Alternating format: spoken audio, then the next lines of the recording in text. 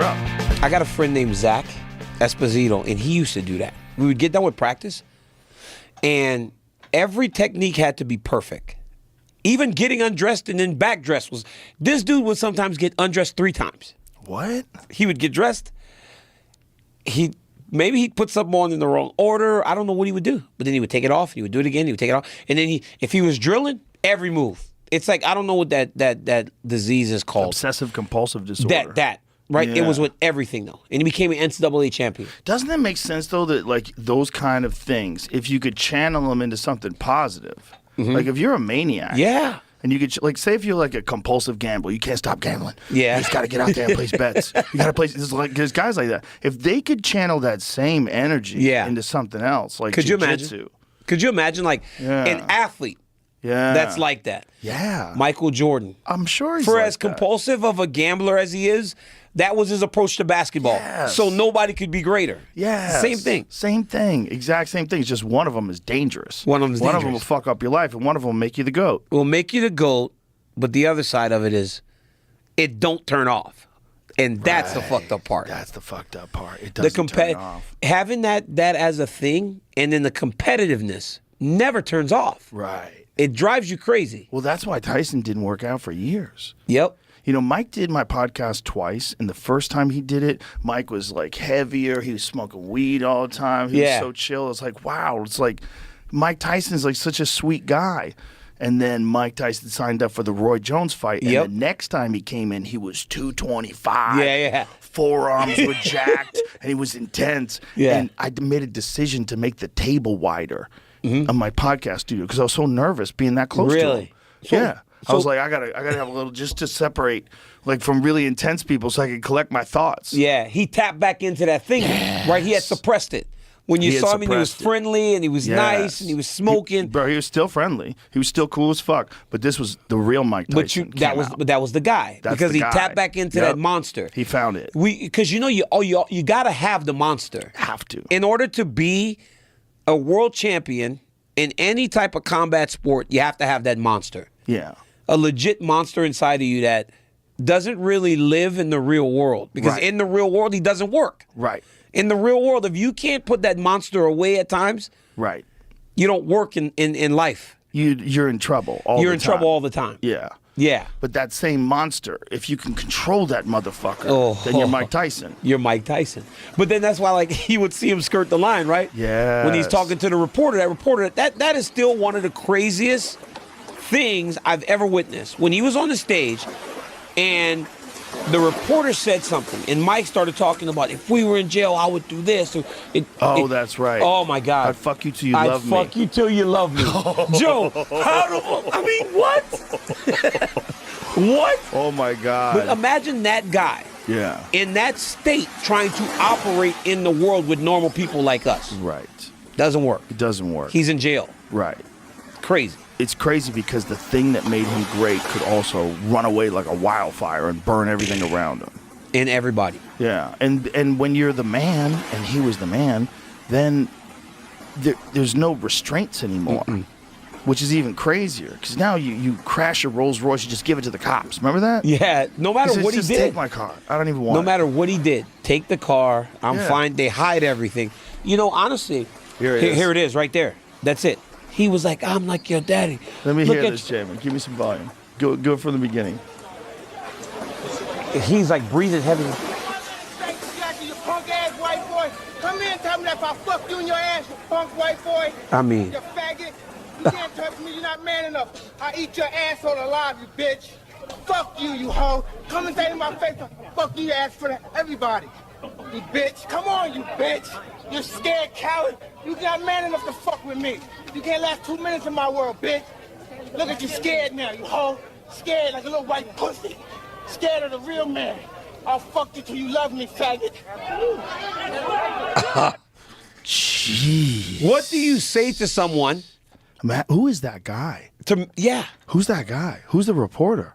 That's what I'm saying. Like, but what did that reporter have to say to get that? Well, he said something that you should be in a straitjacket. Yeah. Wasn't this the one where Mike bit Lennox? He bit Evander. Bit Evander's ear, but didn't somebody get bit? That was that was when he was about to fight Lennox Lewis, right. I believe. That Wasn't press there conference. Like a brawl there was a brawl. Did someone get bit, or am I imagining that? I don't remember him getting bit. I remember him biting Evander's ear, and they got into a bit of a fight. That was crazy. That was crazy. When were you there? No, I watched it on TV. Oh, I'm about to say that was crazy. That was crazy. He bit a chunk of his ear off. He couldn't beat him. Yeah. He couldn't beat him. Yeah. He was in a situation where he wasn't the man because he was so used to being the biggest, baddest mug in there. And in a situation where he wasn't, he goes, I have to go primal. It's all you know. Wow. You bite a motherfucker. He bit that motherfucker. Can you? And Evander Holyfield has somehow forgiven him. Evander's amazing. Dude, I love Evander Holyfield. How good was he? He was the best, bro. How good was he? What a warrior. What a warrior. In those Tyson fights, because he had to endure. Yeah, he did. You know, I mean, Tyson put it on him, and he endured. All of them. Remember those Riddick Bowe fights? That's the ones. God. The Riddick Bowe fights. Now we got to think like the Tyson fights after the Riddick Bowe fight. Yes. Which is even kind of crazy. Riddick Bowe was good. Those guys were good. Those Riddick Bowe were good. Evander Holyfield. He bit his leg. Oh, he did bite his leg. Tyson was forced to pay Lewis around $360,000 for biting his leg. And the brawl almost saw the mega fight canceled altogether. Yeah, he bit his leg. But that's the thing, right? Yeah. Like he had to do something. Anytime he was threatened, you know, it's like when you're in the wild, right? I watch a whole bunch of shit. It's called one is Nature is Metal. Oh, I love that page. That's a sick page, bro.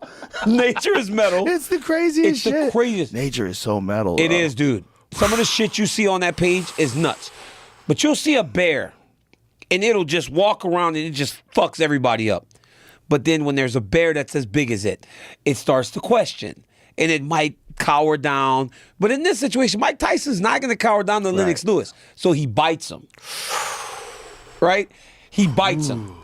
He probably fell down. I'm going to tell you one thing. And I'll tell you this right now. When I was in that press fight with John Jones, I was still undefeated at the time. And we were at the MGM Grand, and he headbutted me, put his head on me. So I push him. He's an alpha male too. So the fucker attacks me. Right. Right? So we get to fighting. Oh, boy. So we get to fighting, right? And we're fighting, and Joe, the security guard from the UFC, falls under me. But now I'm on my back as we go flying off of the stage. I will say there was a thought to bite the motherfucker. Because what am I doing on my back? Right? I'm losing. Yeah, right. I'm gonna bite the son of a bitch. I ain't got no mouthpiece in my mouth. And if I would have bit him, that would have been like a reaction for a guy that usually will walk around in most places around this world as the alpha. And then when he finds himself on the bottom as the alpha, he's got to find a way to survive. So that's what Mike Tyson would do. He would go as primal as he could think. How do I survive? It was always survival with this guy. Wow. And if I would have bit him, you'd have been like, DC bit him, but it's not the first time we saw somebody bite a motherfucker down there. Because Mike Tyson did it 3 times.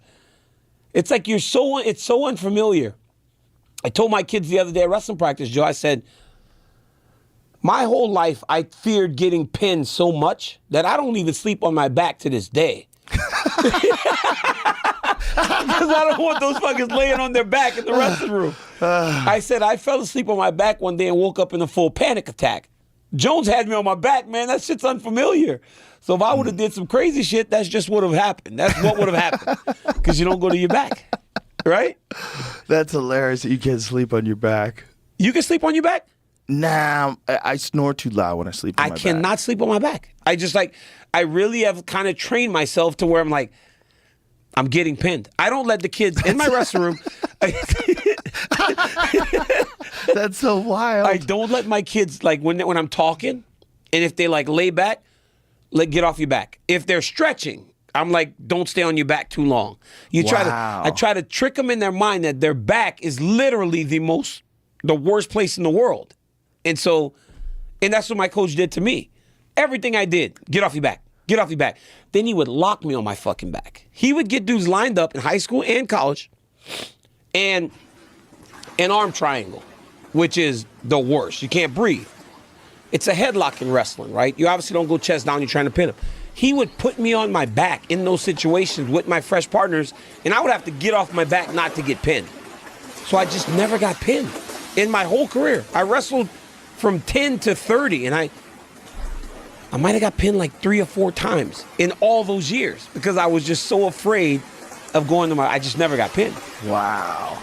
And I'm trying to implement that into my kids. It makes sense. Yeah. It totally makes sense if you make it the utmost priority. Yeah. Because you've talked about this before, that you see sometimes when guys get tired, they accept positions too Yes. easy. And when they go to the back, they don't immediately scramble. They don't immediately try to get an angle or an underhook or something. Yep. You'll see them accept the position. Yep. And then it's too late. Yeah, it's too late. Yeah. When you're fighting or in those situations, you got to address it now or you're done. So when we're doing commentary and we're talking about the fight and somebody gets taken down and a guy starts to get into the positions where I get quiet because you're better there and you start walking through the submissions, how it's getting set up, and I'm like, oh, this dude's done. The guy on top is waiting. He's taking too long to address what's happening. And the next thing you know, oh my God, triangle, right? Because it's not just when the legs go up. You're like, this dude's starting to set up a triangle. And I'm like, he is, right? He's waiting. You got to always be in motion. You got to always be kind of thinking about the next step. Are you screwed? If you start accepting, you're screwed. When you look at the guys that are really good at MMA submissions off their back, like Oliveira's real good. It's so crisp, though. When he gets those moments, those openings, just crisp. Yep. Right away. Yeah, he finds those arm bars and triangles, and he cinches submissions up so quick. Yeah. So quick. One of the quickest guys. I mean, does he have the most submissions in the history of the sport? Yeah. Like 20. They're so quick, man. The technique is so smooth. How do you have 20 submissions? How do you submit 20 of the most dangerous people in the world? The dude's a beast. I remember his first submission win in the UFC with Efrain Escudero. Yeah. Remember he hopped on his back? You know that was here? Was it here? That was actually in Austin, I believe. There was a guy that came into a meeting today and said, my first pro fight, I was in Texas. I watched Efrain Escudero fight against Charles Oliveira, excuse me. But yeah, he's a beast, man. Like, these dudes are, the fighters today are just They crazy. keep getting better. It's next level every time. Every time. Every time. I bet when you go back, because you do a lot of like rewatching fights. Yeah. When you go back to the days before, whenever I was watching as a fan, thinking, unbelievable to watch Chuck Liddell and Tito Ortiz and these guys fight it. The way that they fought today, it's like prehistoric. It's crazy. The skill level. The difference. Oh my goodness. Yeah. It's like they're faster, they're bigger, they're stronger, they're more advanced, the techniques are better. And it happens in every sport, right? But in MMA now, you're seeing it. And it's like Chuck was just like a marauder. he was crazy, wasn't he? He was a marauder. I mean, the thing about Chuck was he had an iron chin. He did. And he was not scared to take shots. He would just wade into the fire. I mean, he was very skillful. Yes. But he was also willing to put himself in danger. He also knew that if you hit him, he could take it. Yeah. But if he got to you, Right. you were going down. Yeah. He or had it would full confidence in his power. or it would affect you so much that you would start to kind of turn away and then you're fucked. Then he would get you. You remember the Babalu fight? Dude, I swear to God, Joe, when I was in Stillwater, Oklahoma, I was on my Olympic run. You guys were doing a few pay-per-views a year. It wasn't every month like we do today. I think was it 4, 5 a year? I don't remember how many we did. But it wasn't many. And it became, who's Chuck Liddell beating this time? That really was the pay-per-view. Yeah. Is he beating Babalu this time? Is he beating Randy this time? Is he beating Randall? Like, who's he going to beat this time on the pay-per-view? Because he was massive. He was the biggest star. He was going through his run as a champion. He was a motherfucker, dude. He was a scary guy. Fucker was in shape, too. Very good shape. Dude, he was in shape. Well, Hackelman. John Hackelman from the Pit. Yeah, he's a psychopath. That guy, he's a psycho. He's a great psycho. Yeah. I love that dude. But that guy was one of the first guys to implement like really unusual training, like wheelbarrows filled with rocks and shit, pushing them uphill. That training center that he had in San Luis Obispo. It looked like it was outdoor. Yeah, the cage was outdoors. Yeah, I always looked at it like, are these guys training outside? Hackelman's funny, man. Yeah. He's a fun dude. But he just was the first to realize that, like, functional training. Yep, functional training. This kind of work, those, like, really hard physical work along with technique. Yeah. It's like you just... it's interesting when you go back to the pioneers, how they all had to figure it out on their own. Like, and that's what it was. Figured it out on their own. The Lions Den did it their way. And Militich trained like a bunch of champions. Oh, yeah. For a while, they had like the best. You know? Pulver, Robbie was in that gym. Matt Hughes was in that gym. Tim Sylvia was in that gym. They all were in that same gym. Bro, the Tim Sylvia that knocked out Rico Rodriguez was a scary man. A big dude, too. He was jacked back then, too. You remember how jacked he got? Yeah, he was big. This is pre-USADA. Remember those days? Oh, my goodness. Everybody was saucy. And USADA's going again. Yeah. USADA's going again. Yeah, but they're going to have a new But they're program. going to have a testing program. Yeah, they're going to have a testing It's too big now to go back to those days. Yeah, I don't think they're going to let them use peptides, which I think is a mistake. I always told people, I said, I fought guys on steroids early in my career. You had to. I honestly don't ever recall taking a test when I was in Strike Force. 10, 11, 12. Nope. Drug tests? No, Like what? no I never in my tests. life took a. I never did. I never took anything, but I never got tested. That's crazy. So I was like, somebody was doing something. Of course. And then Of they course. suspend poor Nick Diaz for weed. Bro. For like 5 years. They gave him like a 5-year suspension for weed. Listen, the best example of all time clearly is Alistair when he was fighting Brock. Bro, did you see that dude? What was that? In He Strike was a Force? superhero. That was UFC. No, yeah, he fought him, but before even in Strike Force. I mean, when he was beating them dudes up in Strike Force. Yeah, when he was beating dudes up Oh, in when he Strike kicked Force. Brock in the side, though. Bro, he was so terrifying when he's saucy. Yeah, when he he was. was like full Alistair Ream, He's tiny now. 265. I know, it's crazy. He's a vegan now. That's what he's like, not eating meat anymore. No meat. That's Yeah. impossible. And he's weighs like 190. It looks like. Yeah, there this he is is. Uber Ream, son. Look at him in the dream. Let Look me at him in tell you dream. Look at him in something, dream. dude. Oh, my Uber God. Ream was a motherfucker. But it's like you need a bunch of things to be Ubering. Obviously, you need talent. He You gotta was have very skill, too. talented. He was really good. very skillful. Also, just tough as shit and not afraid. I mean, that guy got KO'd a bunch of times, and always fought. Just always fought like a warrior. You know what? He was a scary kickboxer. You know what the problem with that was with Alistair, though?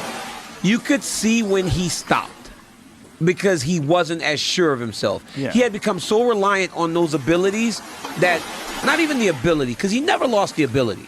He had become reliable on the comfort of knowing the stuff that he had done prior would make sure he's not tired. Right. He was more in shape. He had more muscle. He had more muscle, and Yeah. it messed with him towards the end of his career. It had to. It has to. He had to know what an advantage it was having it. Yeah. Look, if he had come along in an era of no testing, he goes down as one of the greatest heavyweights of all time. And he Of still all is. time. I still think he still is. Yeah, I still think he's one of the best of all time. He's a great fighter now. Dude, he won everything. Yeah. When you win everywhere. K1 Grand Prix. Yes. I mean, When that you- is wild. When you win everywhere. Everywhere. You got skill. You won in Elite XC. You won in Strike Force. You won in the UFC. You won in K1. And you won in remember, Glory. He hurt Stipe. He had Stipe. He had Stipe for a moment bad. there. He had him bad. He just made a couple of errors. And Stipe. You can't make no mistake against Miocic. He's a tough son of a gun. survivor. Yeah, he's tough. He's so tough. Yeah, he's very tough. I was very upset when the Jones-Stipe fight got canceled. I was like, I know. We were looking forward to it. Have you ever had an injury like that where it's torn off the bone? No, it was a very odd injury for me to watch too because it didn't seem like it was like grappling, wrestling, we get extended a lot, right? Like so when you're going and you're doing your jiu-jitsu and you and I are going and you take and you're in half guard, right? Every time I go to get up, I build to my elbow, I get to my underhook, I'll take a single leg. You'll sprawl because you got to take your leg away from me. When I'm up on my elbow and I get to my half guard and I'm on the butt here, I will always go to a single because I'm a wrestler. You will sprawl and then try to go back behind me. My arm gets extended every time. And that's kind of what happened with Jones. It's like he was in an underhook and the guy sprawled a little bit and then his arm came away from his body and it ripped. And it's unfortunate, but... Do you think that, I know John has been doing a lot of heavy lifting. Yep. To get up to heavyweight. That and the extra weight, right? He's carrying all that extra weight. He's lifting all that weight. And it's like, you got to develop muscle, but it's got to be usable muscle. You can't just be big. Well, the other thing is if you're not doing anything, like if you're not taking anything, then your recovery from like really heavy power lifts is kind of significant. Didn't he lift like 600 pounds or something? Oh my God, he's strong as fuck. He's strong as fuck. He looks very big now. Like he looks like a heavyweight. But I just wonder, how much weightlifting do you have to do to maintain that frame? Yeah. You know? Well, he was strong. He was always when we strong. fought, he was strong. Like he was strong. Leverage.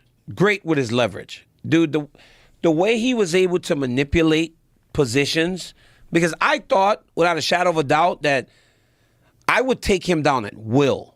But it's hard. Even if you get a takedown, it's hard against the best guys. I picked Stipe up. I threw him down. Held him down for the whole first round. And then he got up because we got to start again. So now I got to start that process all over again. And that's why Khabib Nurmagomedov was so special. Because it didn't matter how many times he had to restart the process. He went right back to doing that with his opponent, knowing that he was going to throw you to the ground. So when you're fighting guys like Jones, he's so tall, he's so rangy, and he just understood fighting. The guy just understands fighting. And it makes him hard to deal with. And then, Joe, when you get in a clinch with this dude, he's so tall that it's almost like you're holding him up if you're the shorter fighter. He's like draping over the top of you. And that is what fatigues you. Because when I'm clinching, you know, I fought there a ton. Like just in the clinch, punch, punch, punch. I'm trying to break your posture. He doesn't do that. He pushes you against the octagon and then he leans. So now you're carrying 220 with your weight up against the octagon, and it's like, and then he's changing level. Then he's spinning, trying to elbow you. The dude just understands fighting and understands how to maneuver his body to fatigue you. It's crazy. He also is the best at managing distance. Oh, gosh. It hurts so bad trying to get close to him. I tell you that. Hey, dude, it hurts so bad. Joe, it hurts so bad. The kicks to the body and the knees. Because you know me, like Kane, me and Kane were forward, forward, forward, head movement, get close, punch, punch, punch, take you down. Right. But with him, he was a southpaw, so his lead leg was right there, so I wanted to grab a single leg. But this dude would be stepping back, kneeing me. And then I would be like, okay, so I need to stop going forward. So now I'm at range, and he blasts body kick, and then body kick. So now you're like, shit, I'm not going to stay on the end of these body kicks because they hurt. So then you get close, and he knees you. So it's like you're landing, and I'm hitting him. But he's hitting me with things that may not be as big, like my hand, overhand, right, looks big. But that knee just goes boom, right in the rib every time. Boom, right in the rib. And then every now and again, they catch you right in the middle. That shit hurts bad, man.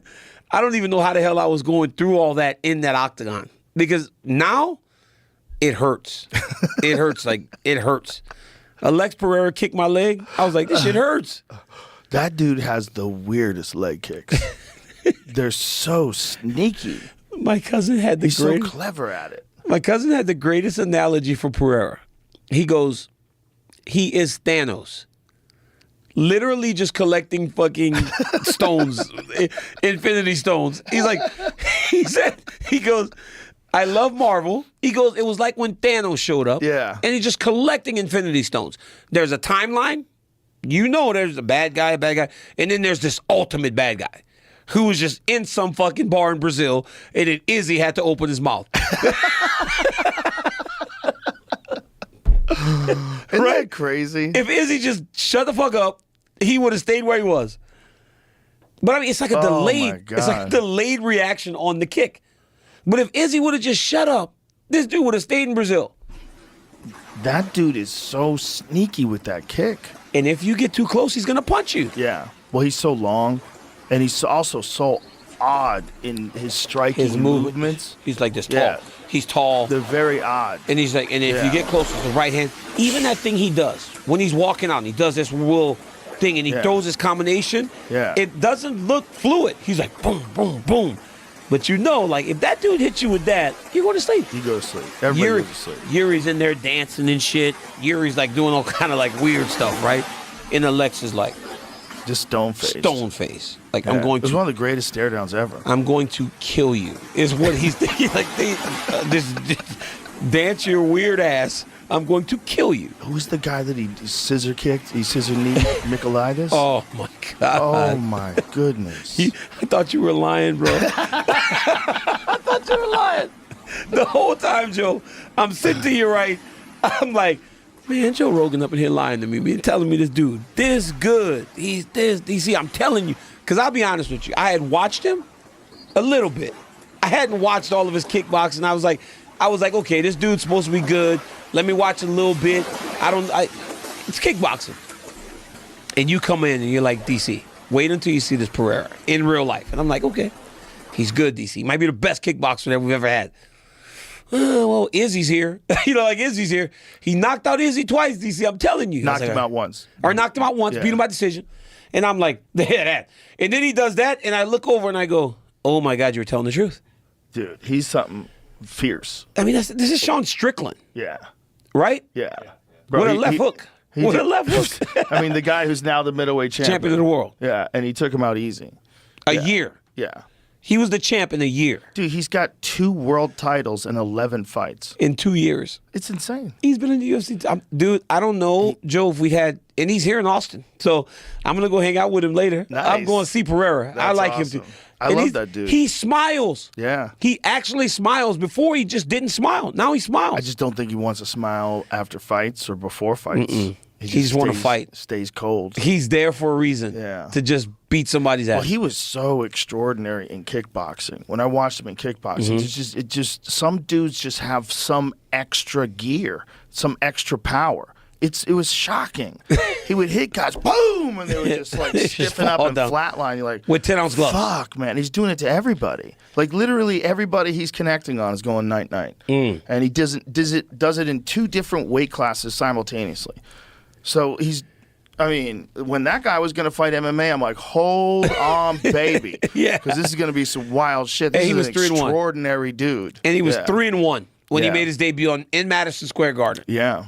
And you knew that if he was able to win a couple, they would rush him to Izzy. And he got there and he beat him. And I still now, I don't know how Izzy beat that dude, man. Because caught him perfect. He caught him Perfect. If that fight would have kept going, I don't think Izzy was going to win. He was hurting Izzy bad. That leg was fucked up already. It was done. Yeah, it's crazy how good he is at that. It takes like 2 or 3. He doesn't move his hips. The way he does it is so beautiful because there's no telegraphing at all. He's just moving there and slap. Slap. And you got 1, 2 in there, 3, and you start seeing the welts. Yuri had a big welt on his leg. You know what's the worst? It's like you train a certain way. When I first started fighting, I would train southpaw some because it's your fast hand. And I wanted to, and then Kane kicked me in the face, and I blew my nose out. I said, I'm never fighting southpaw again. Because you don't see stuff as well. It's not natural. So I always stayed conventional. Most do that. But then, because you don't train in that off stance, you fight Pereira, next thing you know, he's got your leg beat up. You're switching to southpaw, which is what Yuri did. Yuri's not a southpaw. Right. Yuri doesn't fight southpaw. Now you're fighting in a fight stance that's unfamiliar against one of the most dangerous men in the world. Right. How are you supposed to fight? And you have a compromised leg. And you're not going to be able to move as quickly. Because you're not doing it on your terms. Yeah. You're switching on his terms. Yeah.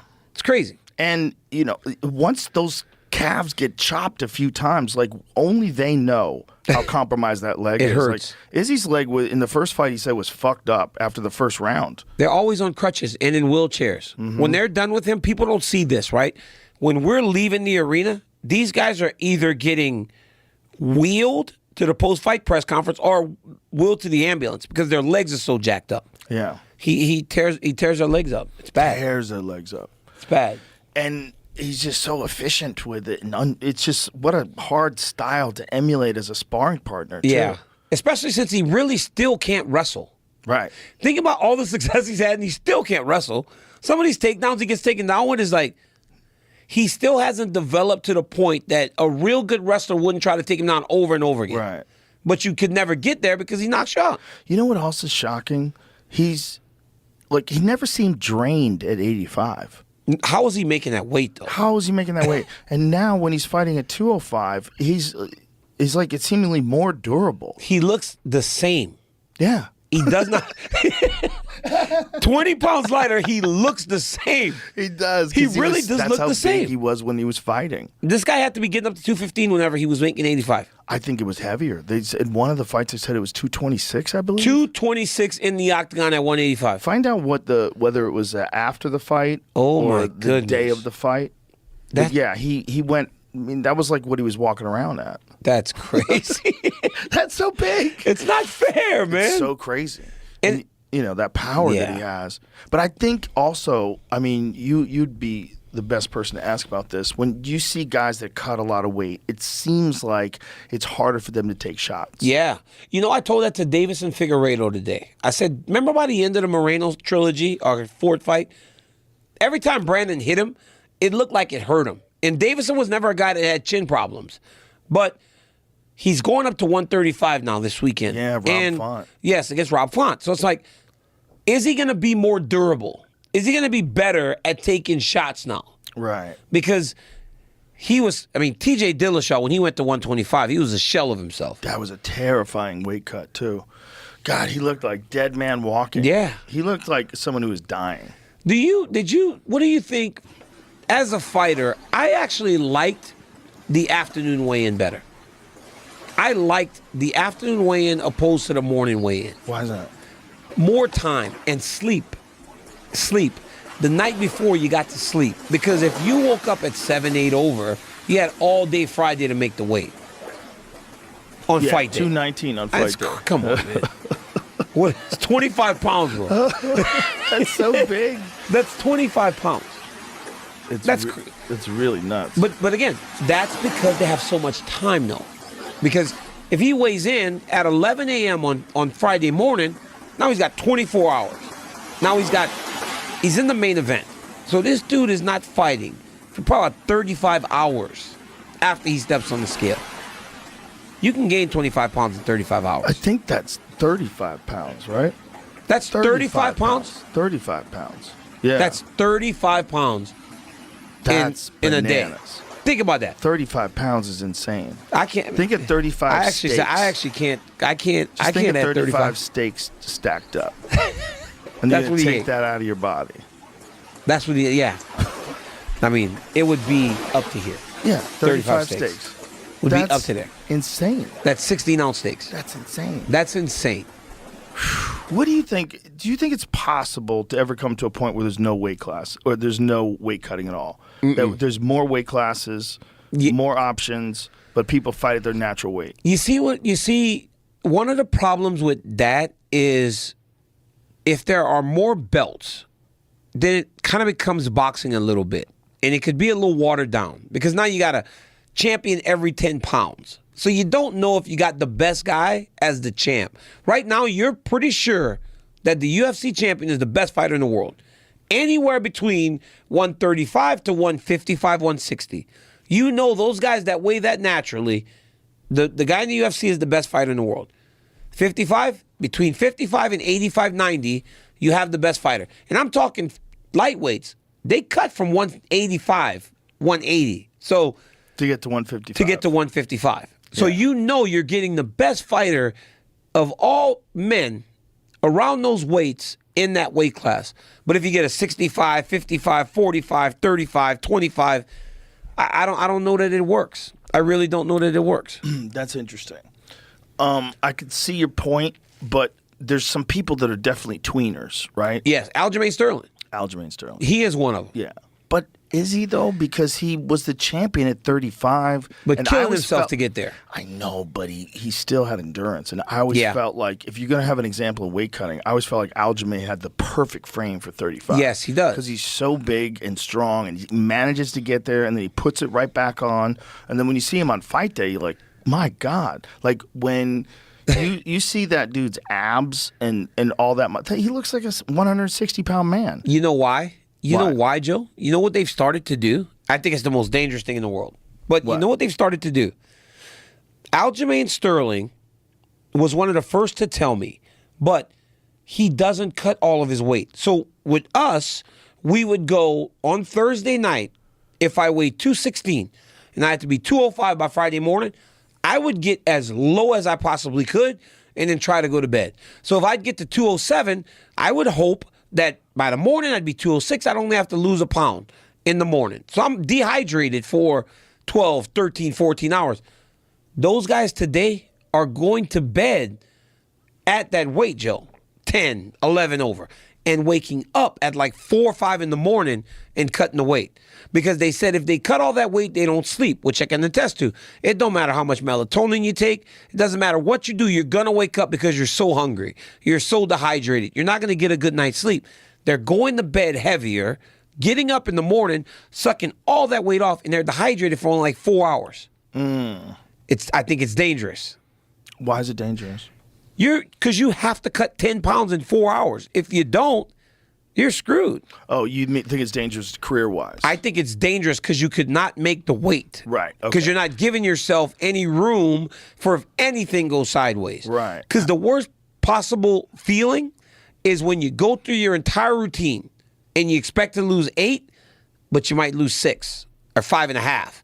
And then you're like, now I got to work out. What's the cause of that? Like, what's the variabilities? I don't know. Did you ever room. work with a doctor to like? No, I just with weight cutting. So what I would do is I wrestled right my whole life. So what I would do is I would do these test cuts because I was very afraid because at the Olympics my kidneys shut down, so I didn't get to wrestle my second Olympic Games. So I was scared. So I would 2 weeks before the fight or 3 weeks before the fight when I first started to go to 205, I would go on a Saturday and I would just cut some weight. I'd get to 210, 211. I'd lose 9 pounds. Okay, I know if I do this for an hour, I'll lose 9 pounds. The next weekend, do it again, lose 9 pounds. I know, so then it became a thing where I knew in the right circumstances, with the right temperature in the room, I could lose 9 pounds. As long as it wasn't 65 degrees, I was fine. Anything over 70, as most gyms are, I was getting 9 off. So I had this routine. I would get up, get my body water loaded. I would go into the sauna with just my stuff, put all my sweet sweat on, get sweating after like 5 minutes, sweat till 10, then start putting all my clothes on in the sauna. So I would have my socks, my shoes, my sweats, my t-shirt, my hat, my plastics. I would put them all on in the same way every time. Plastic pants, sweatpants, socks, shoes, long sleeve t-shirt under the plastics because I didn't like it against my body, plastic top, sweat top, hat, gloves, and everything just tucked in. And then I would go right out of there because that would take me to like 15 minutes in the sauna. I would walk straight to the treadmill, Joe. Then I'm on the treadmill. I run a mile, but only at 5 because now my heart's doing this because it's hot from the sauna. It's like, then I'm trapping all this heat in. I get on, I'd run for a mile, 12 minutes. Now I'm at 27 minutes. Then I walk. I walk for 20 minutes on 2. If my heart rate slowed, I would put a little bit in incline, go to 3. Walk for 20 minutes. Now I'm at 47 minutes. I get off of the treadmill, go straight to the ground where they wrap me for 13 minutes. And in those 13 minutes, I'm hurting, Joe. I'm hurting. I'm laying there. I mean, people are like rubbing me. They're like talking to me, trying to comfort me. But every time I took all that shit off, pool of water, 9.5, 10 pounds. And I could tell based on my sweats. So I'd wear gray sweats, these gray Oklahoma State sweats. And if it came up to my calf, mid-calf, I knew I got the weight that I wanted. I don't know how that sweat would come up outside the sweats. But if it came up to my sweats on my leg and then up to my mid-forearm on my arms, I knew I'd lose the weight that I needed to lose. Wow. So the whole time I was like, and yeah, it just kind of starts right here, and then as you're working, it just keeps creeping up your body. And then once you made it, what was the rehydration process like? Well, the best was before USADA when you could take IV. Right. That was the best. Why was that better? Joe, it beats your stomach.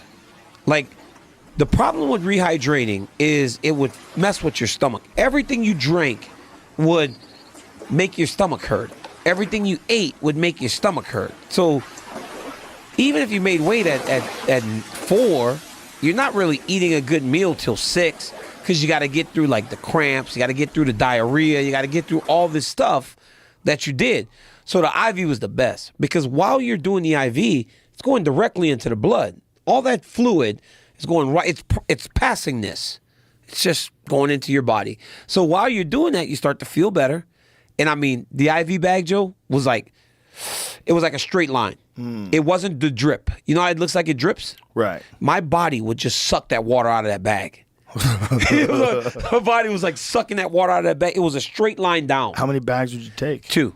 Wow. 16 pounds of IV. Wow. And then they took it away from me. So then we had to start doing it another way. And the reason why is because you could use it to mask performance-enhancing drugs? Yes, is that it? that's what they say. That's what they say. Why don't they allow it from places that have... Maybe there's a way to do a test before you do an IV. Yeah. You know? But because like it seems stupid to cut stop off the IV. The IV works. Yeah, why don't you? What if they had like a thing where you had to say, "Hey, I'm planning on taking an IV. Will you guys come and test me before I take the IV?" Yep. Then They come could and do test that. them. That should be easy. That should be easy. And then you could get your IV. Well, they're getting tested anyways. Yeah, they're getting exactly. tested constantly. So And this new organization, what is it? Drug-free sport? Is that what it's called? I don't know. I actually don't even know which one it is. There's a new organization, but Dana White speaks very highly of them. So Yeah. I wish they would allow guys to use things like BPC 157. The peptides, like Yeah, that. One of my buddies is really big on peptides. He said it's helping him. He said it's helping him a lot. I've never tried them, but it can help you heal. And Yeah. when guys are constantly injured, they're constantly dealing with pulled this and yanked if that. it could help my back, I need something to help my back is just messed up, man. After the surgeries? The life in wrestling, the surgery after the Derek Lewis fight. You told me, you said, dude, you got to do this, and I never got. I went and got a regular back surgery, and I shouldn't have did. I should have went and did something a little different. Yeah. Back surgery screws you. You're done if your back goes out. Yeah. In fighting, it's over. Can't train the same. No, there's been a few guys that have had discs replaced. Yeah, that's what I did. My back was. And Did now, you get it replaced? No. With a fake one, or did they No. fuse it? Just to fuse it, yeah. My back is just jacked, though, bro. Like, it's so bad. Some days I wake up, I'm like, this is crazy. You ever see Diamond Dallas Page? Yeah. You see his yoga program? I that heard he it's really developed? good. It's really good. And You've he tried it? I've done a lot of his exercises. Wow. And he's developed it specifically for guys that are like coming off of pro wrestling and their body's all beat up. Yeah. He's taken a lot of these guys and brought them back to health. Jake the Snake Roberts. I saw Jake the Snake Roberts right as he was starting. He looked bad. And now I see him, I'm like, this dude is rejuvenated. He's a new man. Yeah, he's a new man. And you know, when Dallas came up with it, his back was fucked up. Yeah. His back is like pretty bone on bone, but because it's so strong and he does so much yoga, like he has incredible flexibility. Man. Wow. He can just grab his foot and like do like a standing Really? split. Yeah, man. He did it in front of us at the gym. Really? Didn't even warm up. Dude's in his 60s. Diamond Dallas Page. Yeah. DDP. Yeah. I used to like him, Yeah. too. It was pretty amazing. Yeah. But maybe something like that. Have you ever thought about doing that? I need to do some yoga or Yeah, something. there's him right here. Yeah, look this. at him. That's crazy. Diamond Dallas Page. Yeah. Because of the diamond cutter. Look at that. Dude, that's got to suck, right? Like your whole life just falling on the ground. Oh, my God. That's terrible. Just dropping yourself backwards. Constantly. Everybody's doing it. Yeah. Flipping through the air. He teaches classes. Look at this. He's teaching NFL players. NFL players doing DDP yoga. He would have never thought that would work out like that. No. How could you? How could you ever imagine that? You can't. No. Pure luck. Aljamain's story about getting his disc replaced and come back and then defending the title against Piotr Jan. The pretty neck? wild. That's pretty wild. That was a bad hit. That's a bad. Anytime you start doing stuff with the neck. Oh, yeah. Kevin Jackson was an Olympic gold medalist, and when his neck went, he couldn't beat the best young guys because it's too damaging, right? You're getting punched and you're getting your head pulled down. Everything you do, you got to have strength in your neck. Yeah. He never could do it. But for Aljo to not only come back from the surgery, but beat the guy that was dog walking Aljo. That first fight, he was kicking his ass. And he came back against that same guy and beat him. And did it in a way that, for as much as people say, because people just don't like Aljamain, right? Because he fell and the way that the fight ended, he won that second fight. He dominated in the second round, and he won 3 rounds of that fight. It's that simple. But he's an impressive athlete, but he's not a dude that he doesn't really get people to really come to support him. It's very weird. It's a hard one. It's because of the way he won the title by disqualification. People hate that. They said he fell down and he got fouled. It was a bad one too. It was a bad one. It was a knee to the face on the ground. It's a foul. It was a foul. Clear foul. But is he supposed to get up? Like, that's the thing, right? It depends if he's concussed. If he's concussed, he shouldn't get up. Anthony Smith. Yeah. Anthony Smith. Yeah, he could have been the champ. Okay. Yeah. So, do you get up or do you kind of go, man, this shit's going sideways right now because he was down 4-0. Yeah. Anthony Smith was sitting there, and I don't know him. I know him, but I don't know what was in his mind. But there had to be a moment in there. Right? Where Anthony went. Diego Sanchez did it. Remember Diego did it Diego did it in Phoenix. He was losing to one of those Brazilian guys, and he got fouled. Diego's on the ground like 29, 28. He's winning. Yep, I'm out. Diego's like, I'm out. Take my dub. I'm good. Anthony Smith, and if he stays down, right, Joe? He wins the belt. He fights Jones again. Now he's on the pay-per-view portion of it, gets paid more money. Even if he loses that belt, he got paid pay-per-view as the champ. Otherwise, you get told you're a beast for standing up, right? But then you lose. The UFC moved on. John Jones just fought somebody else. He could have guaranteed himself another fight. It might seem coward, but what's the right way? What's the right way to do that? Because Aljamain did what he did. If Aljo just gets up and continues, he wouldn't have got a rematch. He wouldn't have defended that belt 3 times. He wouldn't have fought O'Malley as the champ. He wouldn't have fought Cejudo. He wouldn't have fought Piotr Jan, and he wouldn't have fought TJ Dillashaw. He would have got none of that if he got up. So while he might have gotten people to dislike him, he still lived as the champion, made a boatload of money, and he will always be remembered now as one of the better bantamweight champs in the world. And it's hard to compare fouls, right? Because you don't really know, like, how did only Anthony Smith knows how he felt. Yep. And only Aljamain knows how he felt. Yes. You can't it's hard because, like every punch or every knee, they don't have the same impact on a person. No. The one that hit Aljo looked nasty. like devastating. And we're in the devastating. Apex. Yeah. We're in the Apex, too quiet. See if you can find that. We were in the Apex. It was real quiet. Both ready. Yeah, play this. Look at him just pressing on the head here, though. That was mean. Bro, that was so bad. That was so bad. His knee was all That's the way so down. bad. And to the temple. Before that, he said down. Yeah. Watch this. Oh my That's God. nasty. Yeah. Yeah, Joe. It is as illegal. No-brainer, Joe. It's a no-brainer in terms of illegal. Aljamain's going to be upset, but he's going to get Oh my God. Yeah, it's nasty. That's a bad one. It's a bad knee. You can't expect a guy that probably got concussed. Look at Anthony Smith. Look at that. Let me see Anthony's. He's got one hand down. Yeah, it's still a system. That's just a hand, but I mean, So yeah, it's only Look. this video. Now, Switch knee. today, under the new rules, wouldn't that be up? No. Any weight bearing is down. Weight bearing is down, Weight but bearing is down. touching is not enough. Touching is not enough. Playing the game is not enough, right? Like down, up, down, up, Right. down, up. But weight bearing is down. And that was definitely weight bearing. That's weight bearing. Yeah. And watch, go back, and I want you to pause. Not yet. Keep going. Keep going. This isn't Keep the going. best Keep video. going. When it gets to Anthony's face and pause. That's when Anthony was like, you know what, man? If I just sit here and I don't do this no more, there's a possibility for me to get all this money and come back as the champ. And then his pride got in the way. And he got up there and he finished the fight. He was down 3-1 at that time. Right. And he fought. And I thought it was a mistake because he took a legal knee. But whatever. It is what it is. But I think when you look at these, and he got, Jones got deducted a point and still won the fight comfortably. That's how much he was ahead. Yeah. So 2 points. He got a 2-point deduction Boom. and still won. Yeah. Crazy stuff, man. Yeah, there's certain deductions, like who knows what kind of an impact that had.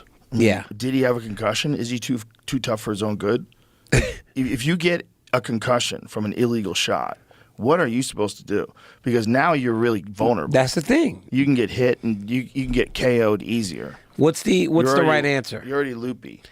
You know what's crazy is like I say this, but I never was on the receiving end of a bad foul. I probably would have just kept fighting. I mean, Stipe poked me in the third fight, and I just kept fighting, right? It's like I probably would have kept fighting. I probably would have did the same thing, which is crazy because it's what fighters do. It's what they do. It's got to clearly depend on how bad the shot is, though. Because if you get fouled and knocked unconscious and then you come back, you're just going to get knocked out. Yeah. If you get knocked out, that's why boxing, right? People always kind of scoff at me when I say boxing is more dangerous than MMA. Oh, how could you say that when they're only boxing and they're using their hands and they jump on you and they hit you on the ground when you fall? I said, I will argue with you that that's safer than you knocking me out. Bang. My body, which has been trained my whole life to get up, gets up, they count to 8 or 9, and they say, go back and fight more. When I'm still concussed, you have hit me so hard that you have knocked me down to the ground, right? I get up, and then you continue to punch me in the head until, one, I either fall down again and go to sleep completely, or we get to the end of the round where you come back and you punch me in the head again. In MMA, when you get knocked down or kicked in the head or whatever the case may be, the guy jumps on you, boom, boom, fight's over. Fight's over. I don't have that recovery time to where I think my brain is okay. I go fight more, and then I get destroyed more. I think boxing is a much more brutal sport, and I love boxing than mixed martial arts because of that. Because of that 10-second count to kind of clear the cobwebs, or at least think you're clearing the cobwebs, and then go out there and fight again. Think about it. How fast, in that 10 seconds, in most MMA fights, when someone gets hurt to the point that they fall, that fight's over. 2 seconds, 3 seconds, the guy jumps on him. If me and Stipe Miocic were fighting, right, I knock him down, and then I hit him with the 2 follow-up shots to end the fight. I would like to see how long that sequence took. Because if Stipe Miocic and I were fighting, and I did that to him in boxing, for as bad as he was, he would get up, and I would get to hit him again. Just like my knockdown on Stipe was no worse than when Deontay Wilder dropped Tyson Fury. Tyson Fury looked like a dead man walking. But because he's so tough, he sat himself up, got up, and continued to fight. That was one of the craziest recoveries ever. How? 12th round. You look like you're out cold. He was and then done. He outboxed him for the rest of the round. How? But again, in MMA, fight probably would have been over. And he would have took less damage. Right, but isn't that a better argument for letting him get up? Because Tyson Fury got up and then figured out how to beat Deontay Wilder in the second fight. But figured it out and was able to beat him as they went on. But in that fight on that night, all it would have taken was for Wilder to land one more. But in boxing, again, you get to hold, you get to pull in tight. There's a few seconds. But very rarely do we see it happen like it happened for Tyson Fury. Right. We see it on the other side of the spectrum when they get up and they get flatlined. Yeah, that does happen. Because they're so good. The boxers are so good at finding that shot. MMA guys, we hurt you, we go running, we start throwing wide punches, loopy. Them boxing dudes are like, bink, bink, and they go find your chin, and then you're like, just out cold. I'm telling you, man. I'm smart. I'm fucking smart. I'm telling you. I should be the commission, bro. We haven't talked that much about Francis and Tyson Fury. Yeah. Because how shocking was that? That was crazy, dog. It was the craziest thing. And guess what else? You know why? Why? Because Deontay Wilder almost killed him. He got up and he took more damage, and his brain might be... Tyson Fury has been hit by some of the most dangerous dudes in the world. Yes. And now you're getting hit by Francis, who might hit harder than any of them. He might hit harder than all of them. Dude, Francis Ngannou knocked Tyson Fury down. And he's an amateur, bro. this is his first ever professional fight. That's what's so crazy. That you know what was so beautiful about that? He actually countered him perfect. Yeah. He had his right hand up, and he hit him with the little check left hook. It was one of the most, shocking is an understatement. But Francis, look at that. His technique was beautiful. And that's Francis's offhand. Yeah. That's not even his right hand. Crazy. What does that say about boxing, though, Joe? That the lineal heavyweight champion of the world and the lineal UFC heavyweight champion. Yes, but the lineal heavyweight champion in boxing, in just a boxing match, Francis was able to compete with him as an amateur. 0-0. He's an amateur. What does that say about boxing?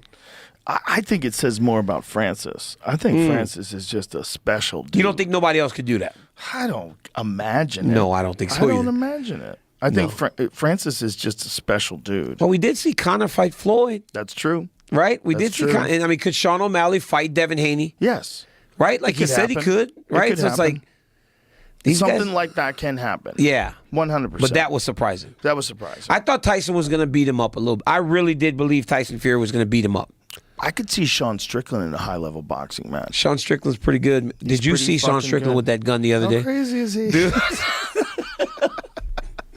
We were saying that karma brought that dude to Sean Strickland. 'Cause that Sean dude had apparently beat up a woman and then drove drunk, crashed his car, abandoned his car, and was hiding in Sean Strickland's driveway. Of all the driveways to get stuck in, It's perfect. you end up Sean Strickland's driveway. And then Sean's like pushing him down. Sean like, This poor bastard. look at this guy. He's trying not, and he's texting. Yeah, he's hiding in text. I think he's calling an Uber. Oh my gosh. Sean walks out there. Organs in his rib. I wonder what the guy was like. I wonder what he was thinking. Like, who is this guy with the gun? Shredded the fucking wheel of his car. He was beating up a woman and ended up in Sean's driveway.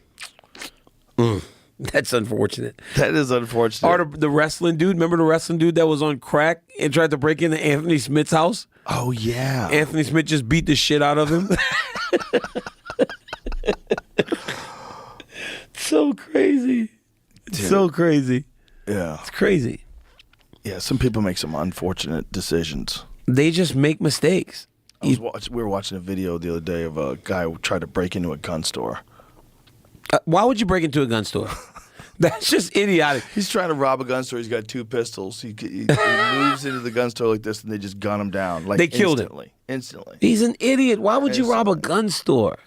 It's drugs, though. It has to be drugs. You got to be on some sort of drug or, like, not, like, in your right mind. They wanted more guns, and they thought this is the way to get guns. Go rob the gun store. Yeah, that's absurd. You I want don't more think guns? they're thinking well. No, they're not. They're probably on drugs themselves. They got. This is it. Watch this. These guys come in. They hold guns up. That makes no sense. Boom. Oh, he's done. That was fast. Yeah. He's done. Oh, look at this dude. Yeah, that dude's trained. That is crazy. That dude's trained. He walked in. Yeah. He walked in with a gun to try to rob a gun store. Yeah, this is crazy. So the guys walk in. He hears it. Draws. Boom. Yeah, the guy behind the counter here, the old man with the gray hair, he immediately reached for his piece, and he hit him hard. He hit him right where he had to hit him. Look at the guy just fall backwards. He didn't shoot him in the leg. He didn't shoot him. Yeah, that's bad, man. Some people out there making some stupid decisions. I mean, why would you do that? Why would you do that? I saw a video today on Twitter because I was in this fighter meeting, and I don't know, they were just kind of having the conversation, like they were done talking about the fight. So I kind of got on my phone, I started playing on Twitter, and I was watching another website I watch. It's called Morbid Knowledge. Oh, dude. What is this one? Bro, Morbid Knowledge. It's crazy, bro. I'm fucked up, Joe. Like, I get bored, and it just popped up on my Twitter, and there were 2 airplanes. These people were, like, jumping out of the plane. The planes crashed. You can hear somebody go, "Oh no!" and then they fall off the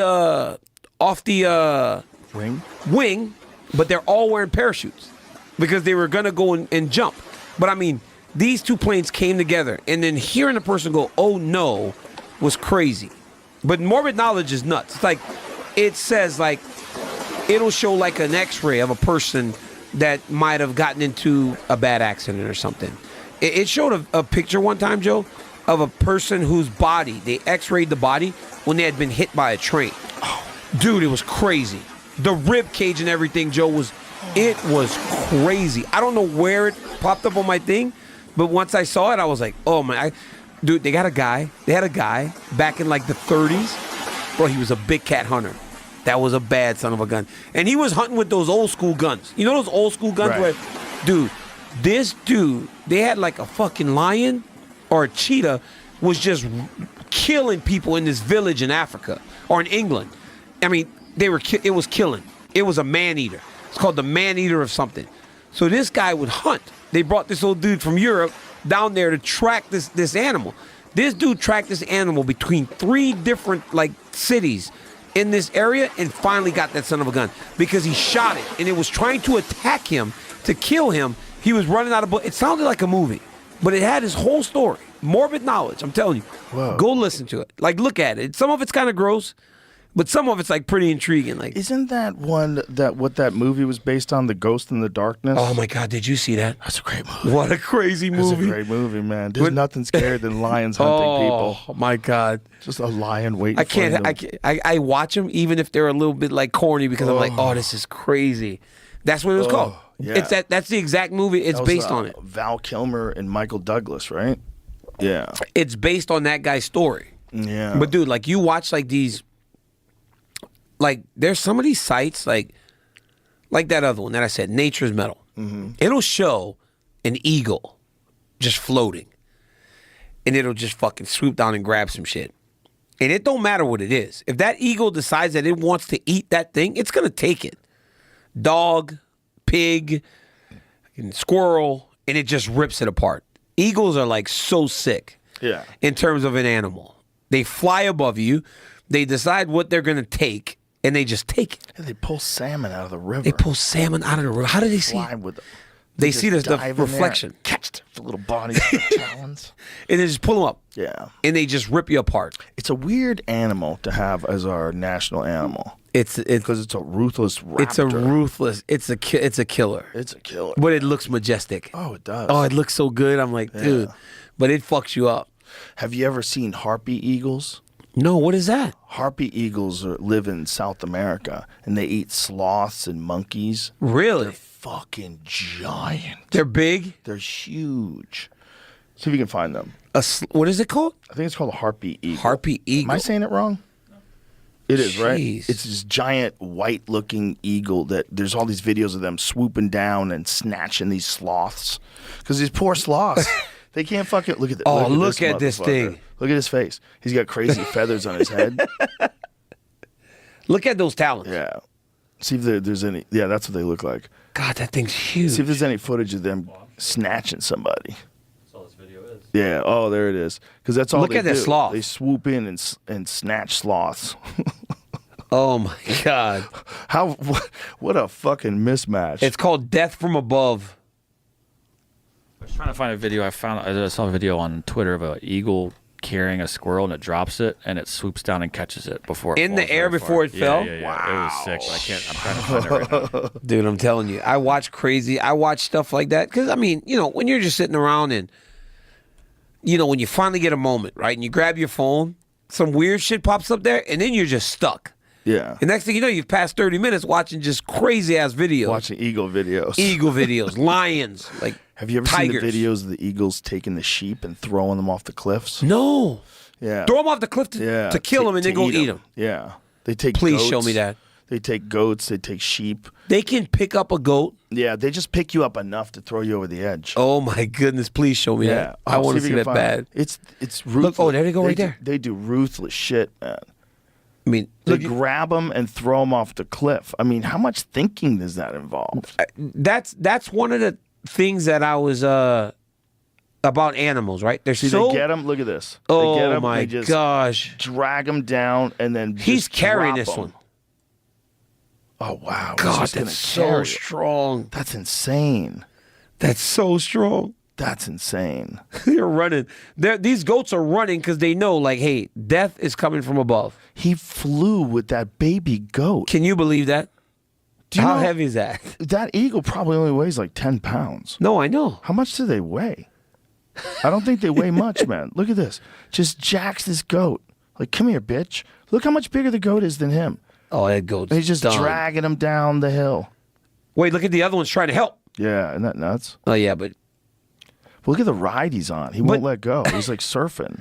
even that, right? Like when I see these animals on the side of the hill, I know you hunt.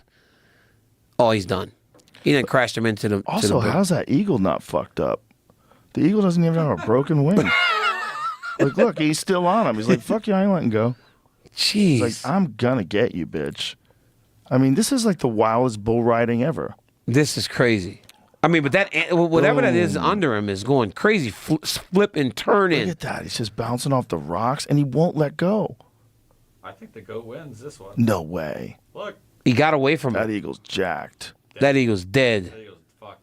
That eagle's dead. Is that the end of it? Oh yeah, that eagle's dead. Wow. Yeah, he took on the wrong challenge He there. fucked up. I bet he's done it before, though. He's done it before. It's not like the first You don't time make he you don't grabbed a make that goat. type of mistake unless you've done it before and it's worked. Yeah, that looked like a lot of broken bones. A lot of broken bones for that eagle. Hey. Oh man! We're so lucky we don't live in that world. In that world. This eagle almost takes a little girl. Oh, I've seen that Oh my before. goodness, no! Yeah, that's crazy. It tried to take the kid. Yeah. So what happened? Someone comes to help. I mean, it looks like it was his eagle because he's got the falconer stuff Yeah, he on. dressed like that. The eagle tried to take the kid. Oh my God. Imagine that kid's fucking horror. Where is this though? Oh, the kid's bleeding. There's a Kyrgyzstan. Jeez. Oh, Jesus. Oh, yeah, you see, Kyrgyzstan. that's the problem. Get Like, your yeah. shit together, Kyrgyzstan. That's the problem. Those tough people That's some, over yeah, there, that's man. some tough people, man. How crazy has it been watching all these dudes from Dagestan Oh, my just God. invade MMA I knew it. and dominate? I knew it because in wrestling they've been around. So I was like, when I was about to start fighting and when I started fighting, I said, man, when these Russian dudes from these regions start to come, it's gonna be a problem because you know how good they were as wrestlers, right? What's gonna happen when these guys come into fighting? Right. Learn And strike. it's the same thing. You know, we were talking in the back about Alexander Karelin. I looked at that picture and I go, hey, that was a bad dude. Just a monster. Monster. A monster. Monster. And there have been a many of them. Bolvasar Satiev. All these great Russian athletes that are just crazy. There was one guy that beat me in the Olympic semifinals. His name was Hajimurat Gutsalov. We're lucky that son of a bitch didn't fight because he would have beat everybody. And John Jones included. Every one of them would have got their ass whipped by that dude. Really? He was good, bro. He wrestled me at the Olympic Games, and he beat all of us, though. He beat me. He beat Kel Sanderson. He beat Kyle Snyder. He beat all the best Americans for a long time. He wrestled from my Olympic cycle all the way to Kyle Snyder, who won the 2020 Olympic Games. That guy beat him. This dude was so fast. He was so good. I brought him in to train with me for John Jones. My strength coach told me he would try to break him. He said, Daniel, I would try to break this guy. He goes, I would give him all of my workouts. He goes, and then I would add just to try to see how far he would go. He said, no matter what I did, he never stopped. He never got tired. And he goes, he always wanted to do more. He never questioned anything. And that dude, that's why the dude's like a 6-time world champion, Olympic champion, everything. He was the best, man. And we're just lucky he didn't fight because all of us would have no accomplishments. You He got was any that video good. of this dude? His name is Gutsalov, Gatsalov. He was good, man. He was so fast. He was so strong. His motion, his movement. These dudes were, I knew that if guys like that started fighting, they would be a problem. And that's exactly what they've become. I mean, look at him. This is the guy right here. It's him. We were training. This dude would just hit me with all kinds of stuff. I actually, and we're sweating too. He just never stopped, bro. The guy was just tremendous in everything he did. So I would have to set my mind every day going into the room like I was about to wrestle in the Olympic Games because I knew how hard it would be to try to go with this cat. Then he would be beating on these dudes in MMA. He against the wall like it was impossible to take him down. And but look at this though, Joe. Everybody would just watch. Dude taking me down. They got the UFC cameras. I'm like, yo, cut that. Wow. I'm like, cut it. This is some wild scrambles. Yeah. Oh, you got him? I got one, but that's probably the only one I got for a month.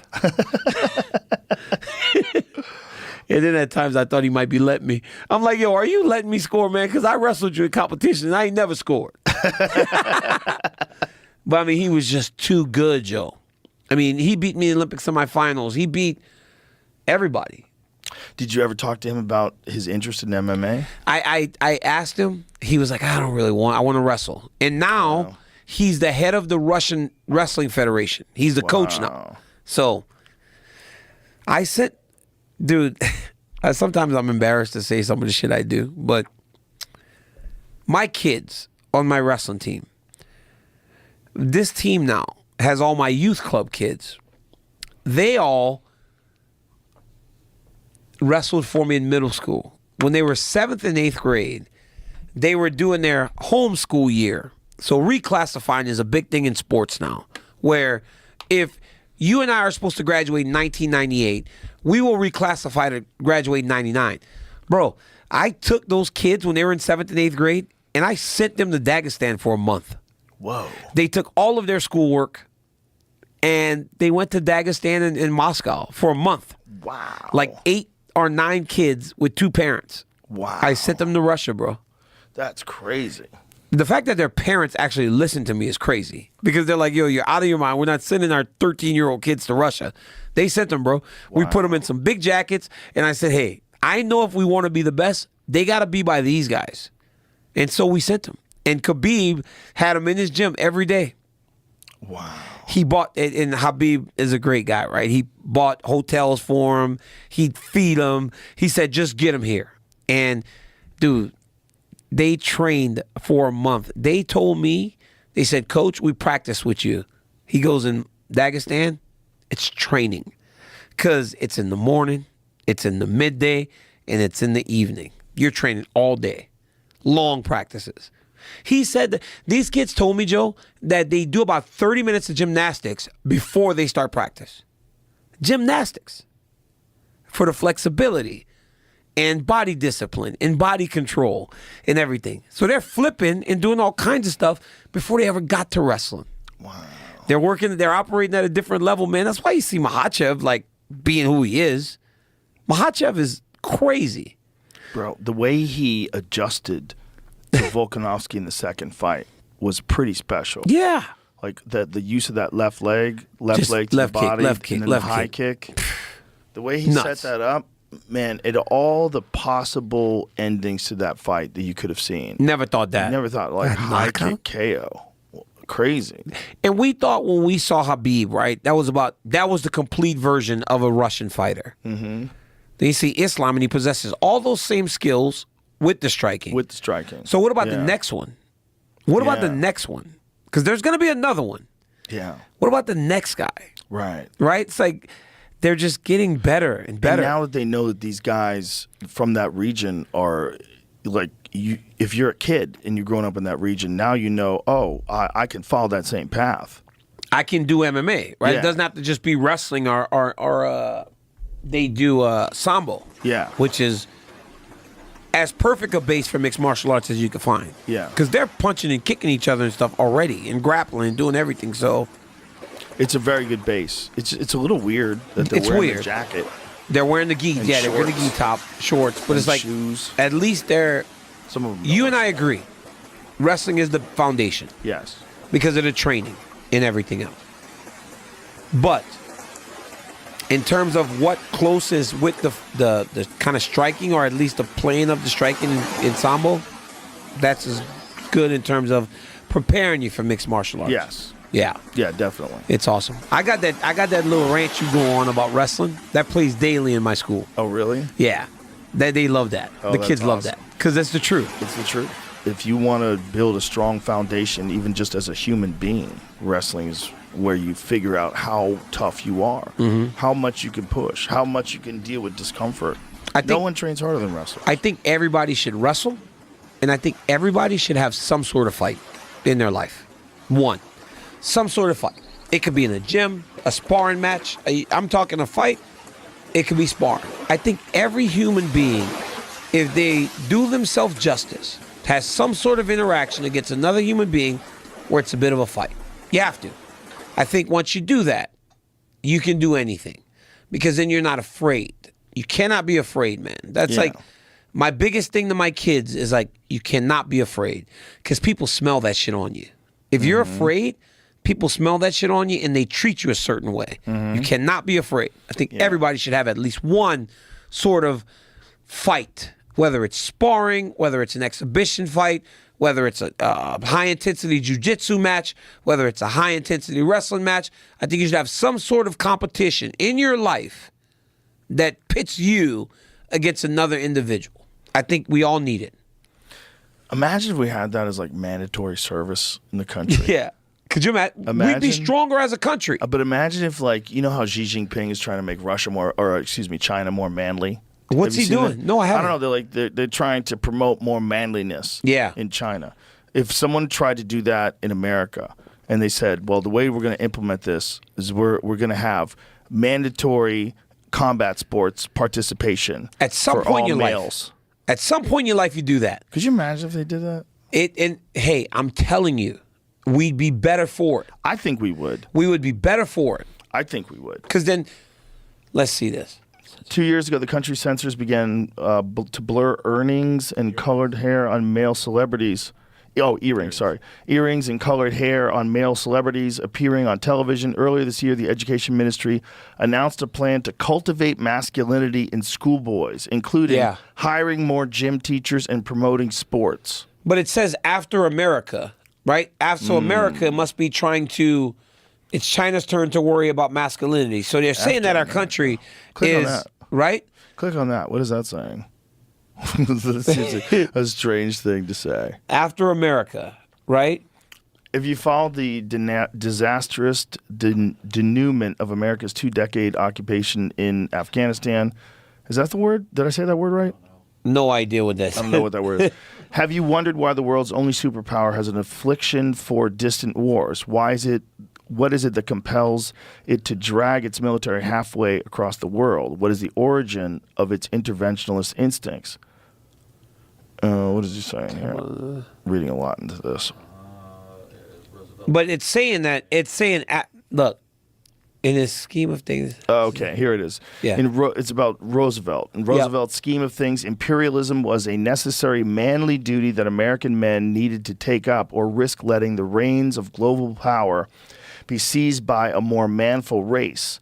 Sickly and asthmatic in his childhood, Roosevelt had continued to endure attacks on his manliness into his youth as he started out in politics, with newspapers lampooning his high-pitched voice and dandy clothes. Oh, yeah, dandy clothes.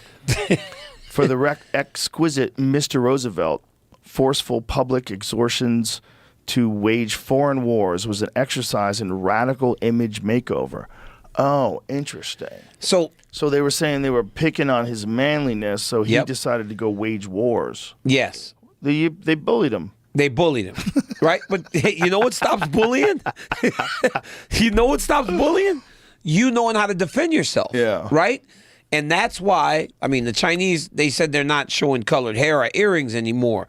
But if we are all forced to wrestle, or do jiu-jitsu, or do boxing, at least early in our lives, you develop that foundation for strength. You develop that foundation for standing up for yourself.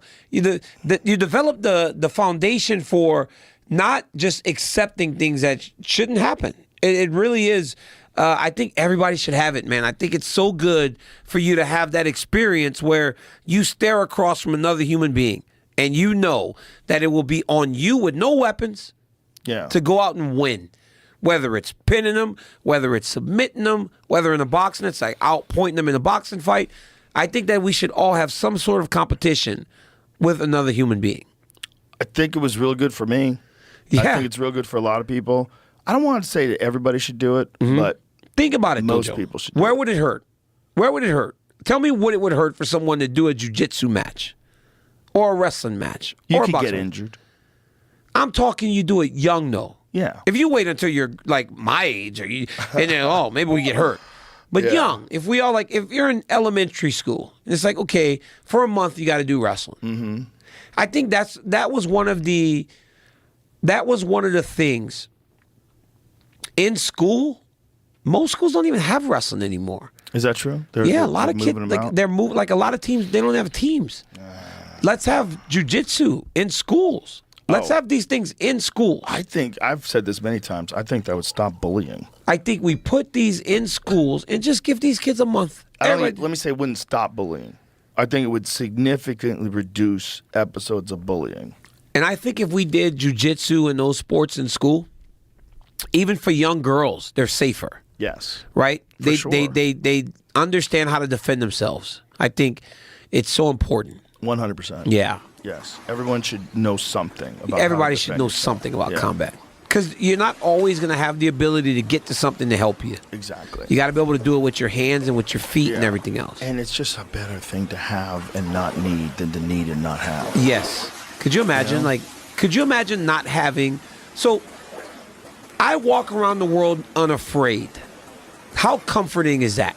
To be able to know that no security, no anything. If push came to shove, you could at least defend yourself enough to be safe. And your family. You could take care of them enough to be safe because of the skills that you've attained over the course of your life. That's comforting. Yeah. To be able to walk around the world like that. You watch those Instagram videos, the same ones I watch, of dudes who have no idea what the fuck they're doing and they get in these crazy brawls. Dude, it's crazy. They have no skill at all. They and they're hurt just themselves. swinging wild at each other, and you're like, my God, if someone knew how to fight, you would be so fucked right Yeah, now. you're done. And every now and then you find one where someone does know how to fight. And they get There was hurt these bad. two dudes tangling outside of a bar on a security camera, and this one dude just got up and kept fucking with this guy, and this guy just starts dink, dink, dink. He grabs him, uppercuts him, drops him. Yeah, it's over. Yeah, I mean, he beat the fuck out of this dude, and he knew what he was doing. The Like, average guy can't No. fight. No, the Like, average the guy can't average fight, but guy they think can't they fight. can when They they're really do. drunk, which is crazy. I saw one dude unleash a head kick on a dude outside of a bar one time. That was Did it bad. land? Landed. Put his ass clean out backwards. Oh, my God. I swear it was crazy. Was it a good kick? It was a beautiful kick. Really? It was, So he was good? The guy was good. The guy was like, That's so- stop. I don't want to fight. It calmed down. It's all good, man. It's not a problem to do that. He's like, come on, man. Stop. Dude kind of swung at him. Dude takes a step. He kind of goes, bang, head kick. Dude went forward. I was like, ooh, he went forward. It's over. He's really out. When they go forward, they're really out. So many guys die like that. He went forward. So many guys die. They hurt themselves. banging They get their hurt. head- Yeah. Banging their head off the concrete. He went forward. Everybody started panicking around him too. Like, oh my God. That's why you can't mess with people, man. should never mess with people. I don't mess with nobody, Joe. No. I literally just walk around trying to live in my own world, man. Yes. I'm happy. I hope you're happy. Like, let's just all just live in this. It's not reality. People tell me it's not reality, the world you live in. I'm like, well, it's better than trying to live in a world that's just awful. Yeah. Well, you have some effect on the people around you, for sure. Yeah. And if you live life happy, you have a better effect on the people you run into. But there's a reality that you could always run into the wrong people. Yeah, for sure. That's real. They're just bad people. They got bad people. Like, some people are bad people, man. Yeah, they're bad people. I'm like, God, you're a bad person. And historically, that's always been the case. Yeah. There's always historically been bad people. Just evil mugs, too. Well, people that have been, mostly it's people that been fucked over themselves. Yes. Mostly it's kids that were raised by horrible people in horrible environments, and they become that. That's most of it. I So, watched. I don't know how many people come out of the womb bad. No. You know what I'm you're saying? you're formed. Mm-hmm. You're formed. I watched those. I was watching one on 2020 the other day. Dude, I'm old now because I'm like watching 2020 and shit. I used to get Did you so watch mad it at my on mom. YouTube? I guess Is it on TV still? Yeah, dude, it's on TV. didn't They're know. in season 45. At least. Do you watch TV? Oh, I watch like a little Netflix every now and then, Yeah. or HBO or something like that. No, I love TV. TV, like with commercials. I want to watch a commercial. It's so crazy. I'm like a nostalgia guy, bro. I'm like, really? You remember there was a time whenever we could not fast forward the commercial? I remember it all. I remember I got a TiVo.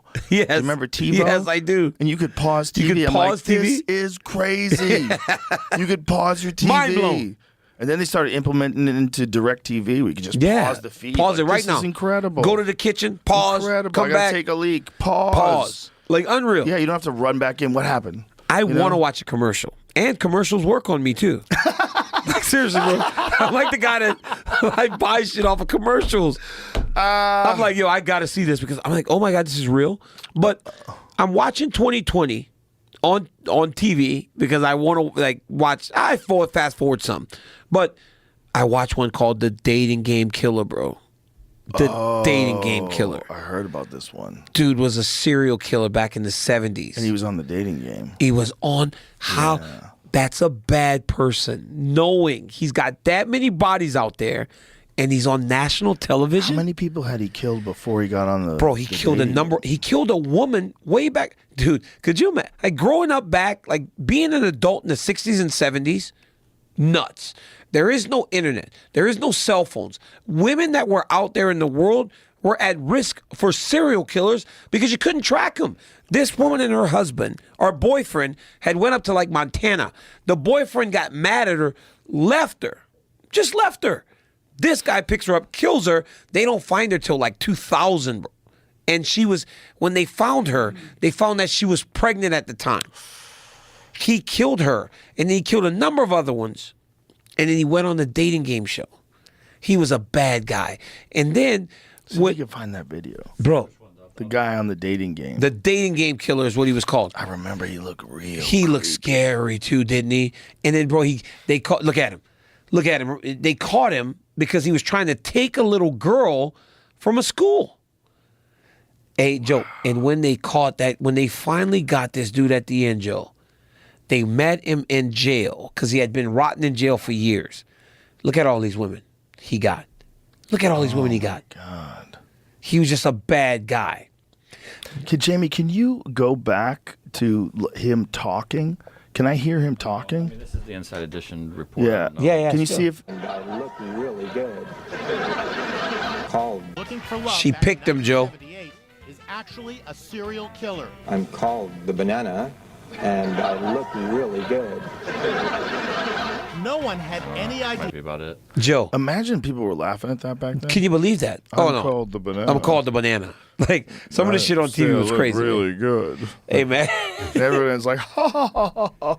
He said the banana. That gal was going to get killed by this guy. Oh, my But when they set them up on the date, she goes, he's very creepy. I don't like him. They said when they went to see this dude and he's on his, like he's dying in jail, and they start bringing up these women that they had found. They said it was almost like he was going to a place of euphoria. Because even though he was like on his deathbed and he couldn't move, he was thinking back to those times. That's a bad guy. Oh my God. He's like on the thing, like literally like losing his mind because he's thinking of killing this woman or like doing what he was doing to these ladies. God. It's nuts, bro. That's a bad guy. They let him act as his own attorney in his third trial, and he self-examined himself for 4 or 5 hours. Oh my God. Yeah. Dude, 2020. I'm telling you. You're allowed to do that? They probably, this might be one of the last times. I don't know. Are you allowed to do like whatever you want? if you're out of your fucking your mind. own attorney and you're out of your mind. What? You're going to be your own attorney, you dumb fuck? I remember there was a guy that killed a bunch of people on the subway in Long Island, and then he acted as his own attorney too. They lose every time. And so he was questioning the witnesses. He's like, bitch, you shot me. The fuck you talking about? You fucking shot me. You're lying. Yeah, the defendant says that. Like, oh my God! What are you saying? The defendant? That's But you, bitch. You fucking shot me.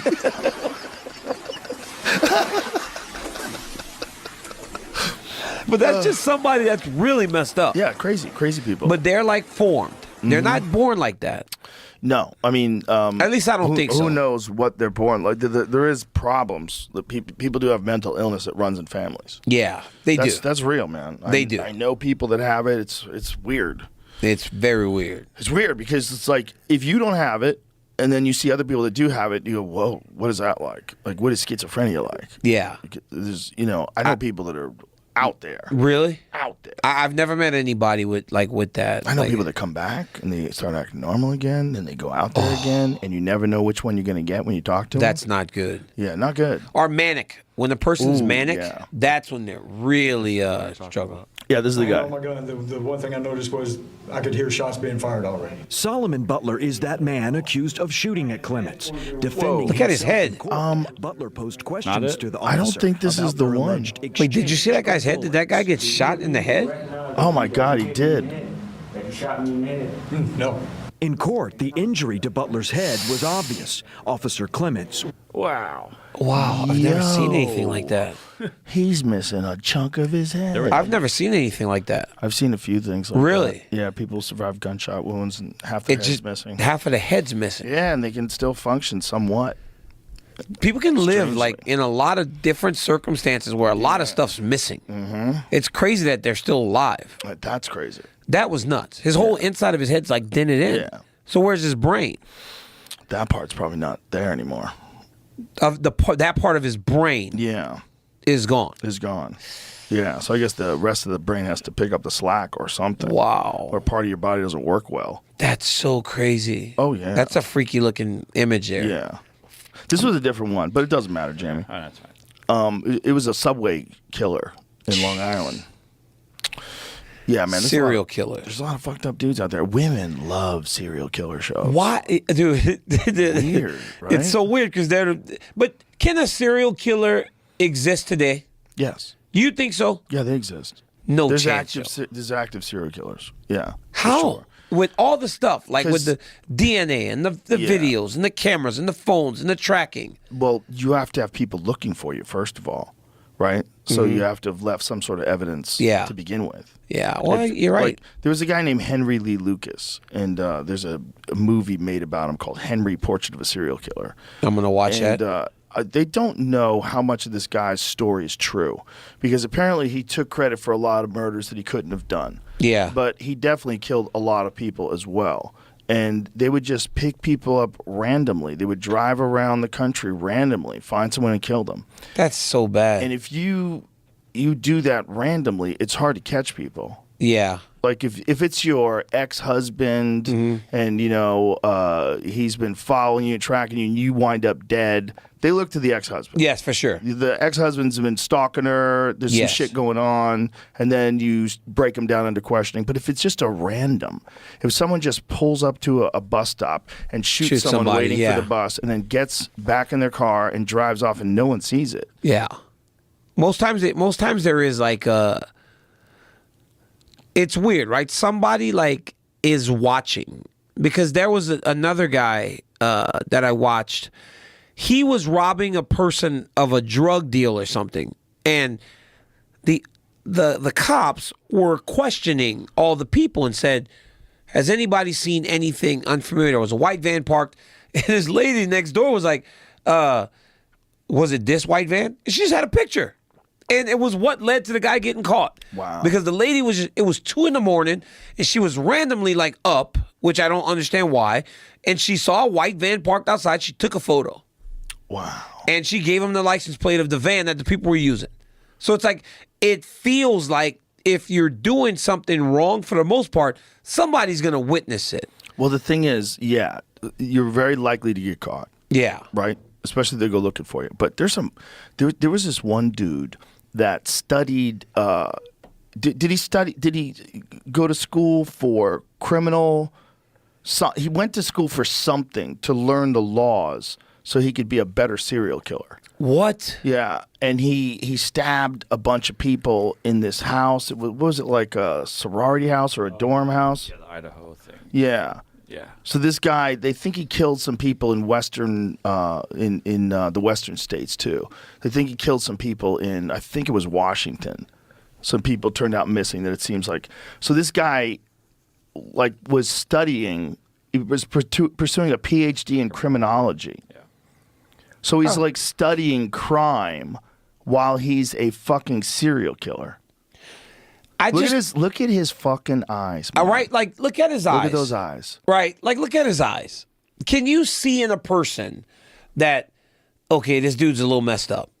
Can you see that? Because there are people that there are people that say they can read people's energy and go, this person's energy is off. Some people have off energy, for sure. You can feel it? Yeah, you could feel it with some people. Do you feel like they're evil, though? Have you ever been around somebody and go, this dude's a little evil, man? I don't think of the word evil. I just think screwy. Like, this is something wrong here. This is a facade. There's some wild shit going on behind the surface. Yeah. You know? And you can't really tell from a photo. But the photo does look crazy. That guy, the way he was looking at his attorney. But I bet if you looked in his eyes. Like crazy eyes. Yeah, crazy eyes. Yeah. You can, I don't know if I could do that.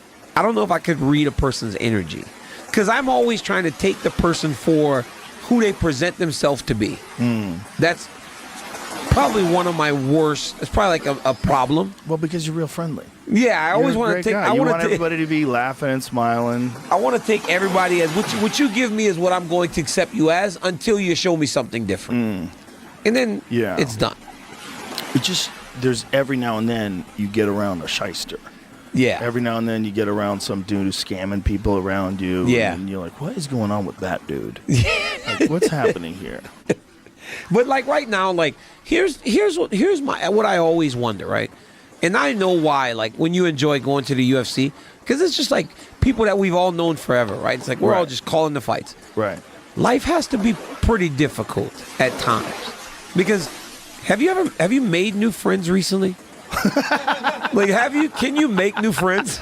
Yeah, you can make new friends. But can you actually make new friends and see that these people aren't like being like have an ulterior motive? No, there's good people out there. Really? Yeah. And you can still trust them in your position today? You have to have friends, man. But new friends? Yeah. I mean, look. What was the last new friend you think you made? How many years? I've made new friends in Texas. And I've been here for 3 years. When did you start your Spotify thing? 3 years ago. And you've made new friends since then? I've made new friends, yeah. Really? Yeah. And they're good people. Nice people, yeah. Huh. You look like you're worried about me. I'm just saying, because for me, it's like, I don't know, Joe, I swear, Joe, I don't know if I see people react any weirder than when they're around you. They get all giddy and shit, man. Right? But it's like hard. It's like hard when you get to a certain level to really make new friends because, like you said, shysters are everywhere. Things get weird, but there's still good people out there. Yeah. Yeah, there's still people that are just regular people. Generally, the people that I become friends with, they do things that I do as well. Yeah. You know, whether it's archery or whether it's jujitsu or whether it's comedy or people like that. Yeah. You know, but you obviously don't hang around just in like you don't hang around in the same places that we did when the UFC first started blowing up. So you're not around the shysters. No, I'm not as much. No, but there's always some people around, right, that are trying to like do deals and fucking, you know, sell crypto. You know, there's always some weirdos. Yeah, I know, it's crazy. Yeah, it's the craziest thing. Yeah, I was kind of wonder that, right? When you come up to the fights and we're all like having a great time, and then we kind of go back on our life, and sometimes we text about the fights, and it's awesome. But then I'm like, I wonder if Joe like has more friends that aren't guys from back in the day like us, right? Like that. No. It's just Joe. Well, I certainly have a lot of friends that I'm still friends with from back in the day. Yeah. You know? But it's just, it would seem hard. It's weird. But good friends are always good friends. And once you make a good friend, it's so perfect, right? Yeah. They're just the best. And you got to be a good friend. That's one thing I'm not the best at. You're not? At times. What are you talking about? Bro, sometimes I'm not a great friend. Why? What did you do wrong? I just kind of be fucking up, man. Like I start. Sometimes I'm not a great friend. It sucks. Like, and sometimes I have to catch myself not being a good friend, right? Like, so I'll do things that I want to do. And then a lot of my friends will do things that I want to do. So I have to sometimes consciously make an effort to do things my friends want to do. Oh, okay. Right? Because it's not always, you're not a great friend if you're only doing things that you want to do. True. Right? So it's like, And then I got into this weird phase where I only hung out with people that I knew would only do what I want to do. So you become a tyrant. The equipment manager at Oklahoma State. Everybody else is hanging out. I'm hanging out with the equipment manager because it doesn't matter what I want to do. He's going to agree to it. And then, when I went to Oklahoma State, like when I went to AK, I'm hanging out with these random guys because they're always wanting to do what I wanted to do. But then ultimately, I started hanging out with Kane and all those guys. And obviously, when Kane got into his situation, right, to be a good friend, I got to go into that jailhouse to sit with him and talk to him and try to like support him as best I can. Yeah. And that's being a good friend. Yeah. At times, I might not have done that. Like, I wouldn't have done that, right? I would have called, had him, if he called, I would answer, right? And thought that that was enough. But that's not enough. To be a good friend, you got to, like, really be a good friend. Because I've got some great friends. And I've got some great friends from childhood. And it's like having it's the best, man. When you get good friends, like, it's the best. Yeah, people that don't have good friends, I feel fucking terrible for them. That sucks. Yeah, it's not good. It's not, you got to be having a good time with everybody. Everybody. Yeah. And most people are pretty cool, man. Like, there's bad people, but I've been lucky. I've been around some pretty cool people in my life. Like, John Anik's a cool fucking guy. He's a cool fucking Like, John guy. Anik's a cool guy. He's the best. He's the best, bro. Ever. He's 100% the GOAT. How does he do a job with us? Like, sometimes we're literally just talking. Yeah. And then John's like, this fight is brought to you by Toyo Tires. And then he's like, all right, go ahead, boys. He's got to do the real work. He's like, go ahead, boys. We go on tangents. Like tangents. And then John's like, all right, back to you, boys. Yeah, but how fun is it? It's the best, man. I look forward to it so much. When we do commentary. Every single show. Have fun. Every single show. We I'm have like, the best vibe. The three of us, and then with Megan too. Yeah, and Megan too. It's like, great, and then Dean. It's the great vibe. Yeah, it's it really awesome. Is. It's awesome, man. Dean's funny, man. It's like, Dean is crazy. I don't want to do any of that shit you guys are doing. I just chime in every now and again. That's what I like. He's got an ascot on. Always. He's looking all good. And no Dean one dresses better. Then Dean starts disrespecting dude. I'm like, Dean, that's disrespectful, man. Well, Dean said, well, the problem is he's holding his hands too low. He don't look like he know what he's doing out there. I'm like, oh my goodness, Dean. But he's giving his honest opinions. He's cornering Sean Brady this weekend. Oh, interesting. Yeah, that's an interesting big get for Sean Brady. Bro, Kelvin Gastelum at 170. I had a conversation with him at the Comedy Store one night. Really? And I said, this is after he knocked out Bisping. Oh, he's not. Yeah. I said, dude, you're fucking people up at 185. I think you're a world champion at 170. Go back down. If you just had the discipline to just diet correctly. Yep. And just, because he always carried around all that little body extra fat. weight. Yep. You could do that at heavyweight. You can't do that at 85. Not at 85, 70. As you get lighter, you got to be better. Look at him. Look at his size. And then look at Drecka Stupassi. That dude's huge. He's huge. Him and Sean Strickland is going to be fun. That's going to be fun. That's going to be fun. That's going to be a fun fight. Because Drakus is I didn't think he was good. Oh, my God. I was always hard on Drakus. And then now I'm looking at him like, well, he beat Robert Whitaker. He beat him who down. is the man. And he beat him down. He's going to be... Beat Darren Till easy. Beat Darren Till easy. That dude... That's a wild fight. He's big, man. He's huge. He's so big for that weight class. But Sean Strickland impressed me so much in that Adesanya fight. I was like, my God. It was the best thing for me in that fight was talking to Sean before. He had a bit of this uncertainty about himself. Didn't know, right? Because Izzy is Izzy. He's a global superstar. He took the world by storm. And Sean, just not very long ago, got knocked out by Pereira. So he had these questions, and he doesn't hold back. He's like, I don't know if I'm supposed to be here. Hell, they gave me the title fight because nobody else was there to fight. And he was just telling the truth. But the moment he got into the octagon, he beat Izzy, man. Every round. He looked so every calm, second of the round. He did not look like he was over. I said, he looks nervous when he walked into the octagon. A minute in, I go, he's not nervous, fellas. I go, this dude is locked in. And he pitched a shutout. That right hand that he landed was so clean. Izzy never bounced back from it. Never bounced back. And but it was not just the right hand, it was all those left hands that came afterwards in the clinch. He just was hitting him with a bunch of left hands in the clinch. He looked good, man. He looked really good. You know, they have this UFC mouthpiece that they were using that registers how many times you get hit. Yeah. He spars the most and gets hit the least. Because he does shoulder. He fights behind the shoulder. He does. That's why it's like. And his distance management is really good. He fights behind his shoulder. He manages distance well. He's popping his jab, and he's always on. He's pressuring you. Mm-hmm. He's pressuring you. These guys, he's good, man. He's good. I mean, Dracus is good. God, I cannot wait for Colby Covington versus Leon Edwards. That one next week or 2 weeks, that's gonna be good. That's a wild fight. That's a crazy fight. That's a wild fight. Can Colby still fight this dude? He hasn't fought in almost 2 years. Well, Leon has looked amazing. Leon has looked amazing. Leon, you know, there was a bump up once he got the champion. There was a bump up. He got better. In the second fight, he looked even better. He got better. He looked even better. He wasn't dealing with the altitude. Ooh, that's you true. remember when we were too. in Utah? Like, That's I true. was tired. That's true. It's like 5,000 feet. Yeah, right? it sucks. It's like it sucks. That's a good point. He got better between fight one and fight two. He defended takedowns better. Yeah. He outstruck Kamaru. Mm-hmm. He just fought better. He got that 30% champion bump. Yeah, dude. When You know, Teddy Atlas said that, I was like, Mm-hmm. what is Teddy talking about? And then I was like, oh my God, he's actually better. Yo, Teddy Atlas. That fight, whoa. It's going to be a great fight. That's a wild fight, man. That's a wild fight.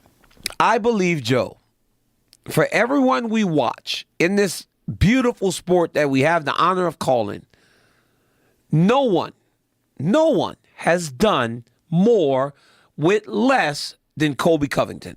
He's not the biggest. He's not the fastest. He's not the strongest. But he wins. And with those abilities, right, he has become a two-time NCAA All-American. He has been the UFC interim champion. He's fought for the belt 2 times, and he's fighting for the belt another time. But nothing about Colby jumps off the page. He's meat and potatoes, as meat and potatoes as it gets. Volume And Endurance. Cardio off the charts. But that all comes with hard work, right? Mm-hmm. That he's not going to out-jump anyone. He's not going to jump higher than anybody. He's not going to run faster than anybody. But with his abilities, he has done that. That's crazy. Because we have seen many people like this that don't accomplish what Colby Covington accomplished. I think Colby Covington's tremendous, man, but Leon Edwards is dude's won 13 fights in a row, And or has he's not lost in 13 fights. one of the smoothest strikers ever. Oh, He's so boy. smooth. When You he ever start watch rocking. him- you ever watch him hit the pads? Yeah. It's a thing of art. I watched a thing today, and I was showing this to Lappy. I said, I saw these guys sparring in glory. And I said, there's never been a day in my life where I looked like this in sparring. The combination was perfect, Joe. He was all boom, boom, boom, kick, and then another kick. I was like, you just don't look that smooth. But my question is, Look at it. look at him. Yeah, look at him. We've This never pad work. Jeez. Come on, man. He's He so looks smooth. good, bro. Everything is just so precise, you know? Yeah. He's the Everything man. he does. Rocky. Strong and big, too, though. He's That big. fucking left high kick, bro. Oh, my God. That left high kick is hell. I mean, That he's is made hell. he's really changed his life with that head kick. Yeah, man. And then he said head kick bang. Yeah. He's in the octagon with you. That and post-fight interview was wild. Dude. That was wild. Look at me now. Look at me He said I now. couldn't do it. Look at me now. Play that, Jamie. Look at me now. Ooh, That this, was- this, some of those, man, that make You me tear flutter. up. Dude, I it tear up. flutters. It's been a long 4 years. Don't doubt it, miss. I couldn't do it. The horse said I couldn't do it. Yeah. Look at me now. That's, Half a pound. Headshot. Dead. that's crazy, bro. Oh, my God. Trenches. I'm built.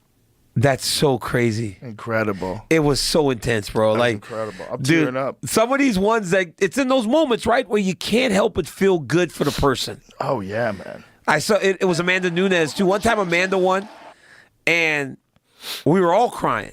She had her daughter, and we're all sitting next to the octagon crying. I was like, "Oh my God!" Doug This is Rose the made most- me cry. Oh, I was like, "This is the most beautiful shit I've ever seen." Yeah. Like when you get to witness people accomplish great things, it's fucking amazing. It's amazing. Even like, and I'm not talking about just athletically, but just in life. In life. When you Yeah. see people do great things, you're like, wow, man, I'm happy for this dude. Yeah. I'm genuinely happy for this dude. I remember when you first started to move here. I was like, I smiled, right? I was like, this dude worked really hard, and now he's done some amazing shit. Like, good for Joe. It's like you could feel good for people. Like when I saw this was way back in the day, when John Anik did his first UFC pay-per-view. I knew how he had started from ESPN. This dude was doing overnight highlights, and then he did all those fight nights, and then he got up to the pay-per-view, and it was you guys, and I said, look at John. And I was like happy for him. Yeah. I think that's probably like the biggest thing, is to have an ability to feel good for someone when they accomplish something great. Because accomplishing great things is not easy. It's very difficult. So to see that and feel that appreciation for that person and their work, it's amazing, man. And we get to do that constantly, watching these humans just overcome, like, and do things that 90% of the world can't do. Yeah. It's nuts. And when you're around things like that a lot, it inspires you. Yes. It inspires you to work harder, push hard. No one, like, for a championship level MMA fight, is there a more difficult thing to prepare for in all of sports? No, I don't think so. How could there be? Between the wrestling and the kicking and the punching and the jiu-jitsu, what could be more difficult? And you have strength and conditioning sessions. I was doing when I was fighting at 205, I was doing 1, 2, 3, 4, 5, 6, 7, 8, 7, 8, 9. Then I was doing 10, 11, 12, 13, 15 workouts a week to become a UFC champion. I would get up at 7 a.m. I would hit pads on Monday, Wednesday. Then I would go to sparring. And then I would do bikes at night, cardio. Tuesdays, 11 a.m. pads, 12 o'clock wrestling. Then at night, I would hit pads again and run. I was doing 15 a week. And there were times, Joe, towards the end, because I started old. I was almost 31 when I started fighting. So there were times when I got to 37, 38, when I was the UFC champion, where I would get so beat up because I wanted to train like I was taught to train my whole life, that, bro, I would crawl up the stairs. I hear stories of Kamaru Usman walking down the stairs backwards. Yeah, he does that. But he's still fighting at it. But when those lights go on and he's inside the octagon or it's time to prepare, he gets himself ready. Yeah. That's what championship mixed martial arts is. Yeah. Being so beat down, but being able to turn it on enough to work hard as you possibly can and give yourself an opportunity. I would crawl up my stairs. You imagine how good Kamaru would be with 2 good knees? He has no knees. Yeah, could you imagine that? Could you imagine? He's still one of the greatest welterweights of all time, and he has no knees. No knees. You ever notice the difference between the muscles in his leg and the muscles in his upper body? No. Oh, yeah. He's got tiny legs. Tiny legs. His legs are so skinny. He walks, like, it's almost like his knees are bent forward when he walks. And I wonder if he developed that to relieve pressure off of his knees. Probably. Yeah, it's crazy. Yeah, he has to walk. He was telling me that he has to walk on the grass when he's next to grass on sidewalk. Yeah. He walks on the grass because it doesn't hurt his knees as much. Can you believe that? But that's not, and that's crazy for Kamaru, but most athletes at the top of this sport have those types of stories because it just beats you down. Like, the sport beats you down. But there's nothing like it. But there's no one's ever come back from a knee replacement. No. And fought. No, it's over. If you got to replace your knee, it's over. You got to put that stuff off until you're done. If I could do it again, I wouldn't have done the back surgery after the Lewis fight. Bisping says he still runs. He still runs. He does on his run. knees. He does run. Mike is a savage, though. That seems so crazy. He spit in Singapore, too. If y'all listening in Singapore, Mike spit. I'm going to tell y'all right now, Mike spit. He spit, bro. Mike, he goes, I was running and I spit. I was like, you're not supposed to do that here, man. You're not supposed to spit on the ground or spit gum out and stuff. Whoa. They don't like you to do that. You can't eat sunflower seeds. None of that stuff. It's so clean there. Wow. Yeah, they don't like that. So Mike spit on the ground in Singapore. Mike fought like 10 fights with one eye. One eye. 10. Can't see. 10 fights. Won the world title with one eye. Can you believe that? He said, I was an international fighter because not many commissions like, that. Yeah. So he was going all around the world. He fought. How about this new dude that just fought in the UFC? Oh, my God. Did you see that guy? Yeah. Shaibin? Yeah. One eye. He's a savage, though. He's fucking Are we good, talking about dude. the Russian dude? Yeah. Oh, my God. He's How scary good is looking his dude, too, ain't he? striking? Oh, That yeah, he's dude is terrifying with the one nasty. eye. That dude is nasty. Isn't it crazy how good he can fight with one eye? He got to have two eyes, Joe. He's got one eye. Come on. He's blind. He's blind. That's why he's fighting overseas. He's blind in his right eye. He fought in Abu Dhabi. You're you're right. No commission. He's blind in his right eye. Hey, did you see that doctor in Abu Dhabi just messing up?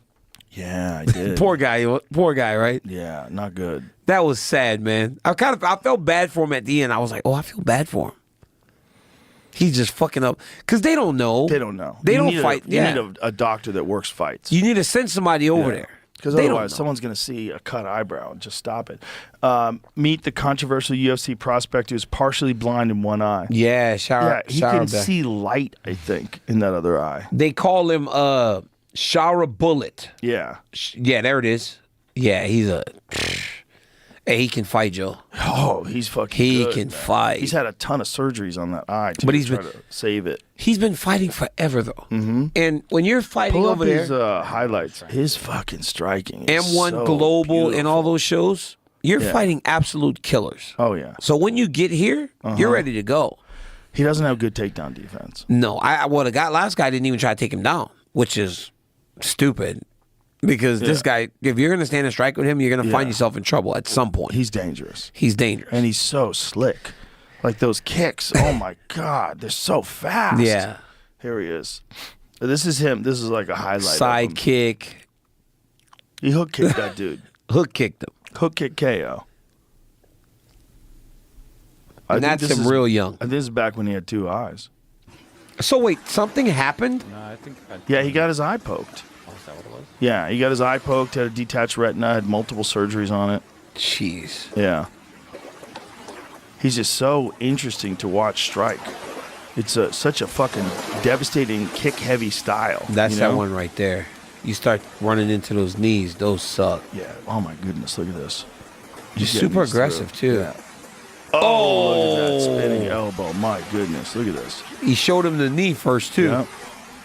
Showed him the knee. Dude's hands dropped. Set that up perfect. Set that up He's perfect. savage. So spent his whole life kickboxing, doing everything else, and now...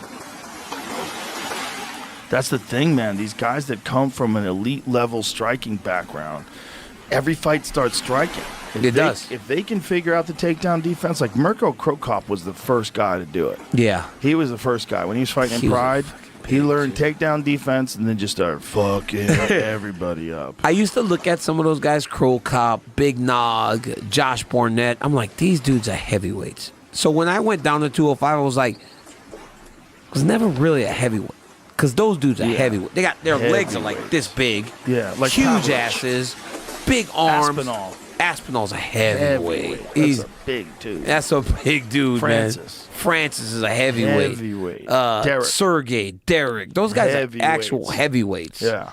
When they if you walk can in that make octagon. 205, make 205. Go to 205. Yeah. That's my advice. Jai Hilton. At some point, Jai Hilton's going to have to face that. Like, Yeah. I'm not a heavyweight.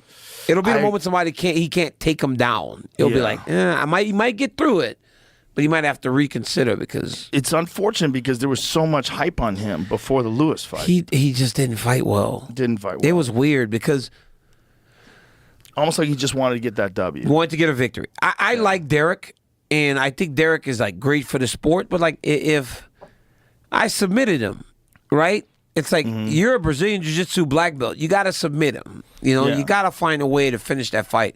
But Derek's so strong. He was trying to punch Derek, and Derek was just holding his hand with his arms. He's like got two arms holding his hands, and so the guy's just stuck. Yeah. That's crazy. How strong must you be? How strong must you be to reach up and grab a guy by the hands and not let him hit you? Right. We saw that again just recently. Somebody was doing it. It was Pereira. Pereira was grabbing Yuri's hands and not letting him hit him. Yeah. How? Just strength. How do you grab someone off your back and hold them enough to make sure they don't hit you? I would imagine if you have really long hands. Yeah, like really fingers. really big hands and long fingers, and Pereira does. Yeah. When you see him when he's walking with his hands up, they're fucking huge. They're paddles. He was like Giant hands. It's like holding him, and like Yuri's arm is like going sideways. Semi He's trying to pull it used away. to do that to dudes. Really? Yeah, like Semi hold Schilt him. used to grab a hold of wrists. He'll grab a hold of your wrists, and his hands were so huge. Remember, Semi was like 7 he was feet like tall. 7 foot tall. Yeah. Those super tall guys, like, I don't think it benefits them. Stefan Struve, those guys were at such a severe disadvantage because they were so tall. Travis Brown, I don't think he'd be 6'7" and fight MMA. Really? I don't think so. I think it's too tall, too much leg, too much like they can take you down. I don't think it works. I think the perfect heavyweight is about 6'4", 255, 260. That's what I think. That's what I think for me. I think that's what the perfect heavyweight looks like. I think the perfect heavyweight is Francis. What's Francis? 6'4", 6'4", yeah, 6'4", 6'5", 260. Yeah. Perfect heavyweight. Wheelhouse. Yeah. Somewhere in that range. 6'4", Yeah. 6'5", natural 260, jacked. Yes, jacked, strong. Yeah. That's the perfect heavyweight. Are you bummed out that we don't get to see John Jones versus Francis? Because I am bummed out. I'm so sad about it. I do not like that. That's the one that I That's wish. the one. And I think now Francis is making so much money boxing, he'll never come back. Well, That's the what only way scares to get him to come back. You see, the problem is he signed his contract with the PFL. If he didn't sign a contract, well, who knows? Maybe he wouldn't have got the boxing match. If he didn't sign Yeah, he wouldn't have got the boxing. But so he goes and he gets his boxing match. Now he's a superstar. He drops Tyson Fury. He beats him up in the 8th round. It was wild. It was wild crazy to watch, man. Wild to watch. Like I can't Crazy believe to watch. I was on the seat of my fucking chair, Hoping he was winning too. I was like, cushions, please win, please grabbing win. cushions, twisting in the 8th round. Like Jesus, oh my God, he's got him. It felt like he had. It was crazy because every time, and I told this to a boxing guy. I went on an interview, and I said, even though I believe that Tyson is going to win, I'm an MMA guy, and he's one of ours, so let's go. Yeah. Look, he gonna beat him. I was like, he gonna knock him out. Then he started winning, and I was like, oh my God, he might actually win. So Yeah. while I was rooting for Francis, I didn't necessarily know if he really could beat him. But then when it started to become a little bit closer, I was like, oh my God. Has Tyson Fury come on this? Yes. On the show? Yes. He's huge, right? He's giant. He's a monster. Yeah, But he's he huge. didn't look great against Francis. Do you And think that he overestimated Absolutely. himself? You think that's what it was? I think he overlooked Francis. Underestimated Yeah. Francis. He said he said going into the fight that his diet was like hamburgers and McDonald's. He said that walking into the fight night. And he hit But him he with an did- elbow, That was too. a beautiful elbow. Nice elbow. It was a beautiful You think elbow. that was on purpose? No, he couldn't do that. He couldn't do that again. He couldn't do that again. Unless he knows how to throw an elbow, which I bet he does. I would bet you that Tyson Fury. No, I mean not perfect like that. Oh, Joe, man, it looked like Joe. he looked like he was throwing an elbow. But Joe, like, look at how he turns the I elbow know. over. Like that's like what I'm that's good saying. skills. But of course he would learn that. Why wouldn't he learn that? He knows how to box. He's trying to punch him. It looks like he's trying to throw an overhand, right, and he just misses. Yeah, I guess maybe. It also could be he's throwing an elbow. I mean, it's not like he doesn't know how to throw it. Just because he knows how to box, you don't think someone's showing him how to throw elbows? I don't think he can throw an elbow. Why not? I just don't believe it. I think look. It could be a hidden skill. I mean, let's see this, Bro, Let's see. This looks like he is even. I mean, Let's see. He misses. I feel like his hands already turned down here. His hands Twisting turned the down elbow. at range. and Did this that guy elbow's just actually coming throw in an elbow? He's throwing an elbow. He just threw an elbow. So when Francis is saying Tyson cheated, Tyson knew what he was doing. Yeah, it looked like an elbow. It's I mean, a nasty it could elbow. be an accident. We don't know. It's perfect. But if that was an MMA fight or a Muay Thai fight, I would say that's a beautiful elbow. Chris Weidman, Mark Munoz. Yes. Do you remember that one? Yes. Oh my God, that was just like that, just like that. but more devastating. But Mark was running into yeah. it. Oh my God. Right, Mark was trying to get close. Yeah. And Weidman just timed the perfect elbow. Oh my God. Look at this. Oh my goodness, perfect time. And remember how bad it split him open? Oh yeah, dude, Weidman was a motherfucker. He was the in best, his wasn't prime. he? You know, He was just the best. the one kick with Luke Rockhold changed his whole Why did he career. do that? He did that spinning kick. He How should have crazy never is did that. But how crazy is It's one mistake, dude. Sometimes it's one mistake in there. You make one mistake and it costs you. he did that kick. Luke gets on top, and Luke just beat the shit out of him. Beat the shit out of him. He would have never taken him down.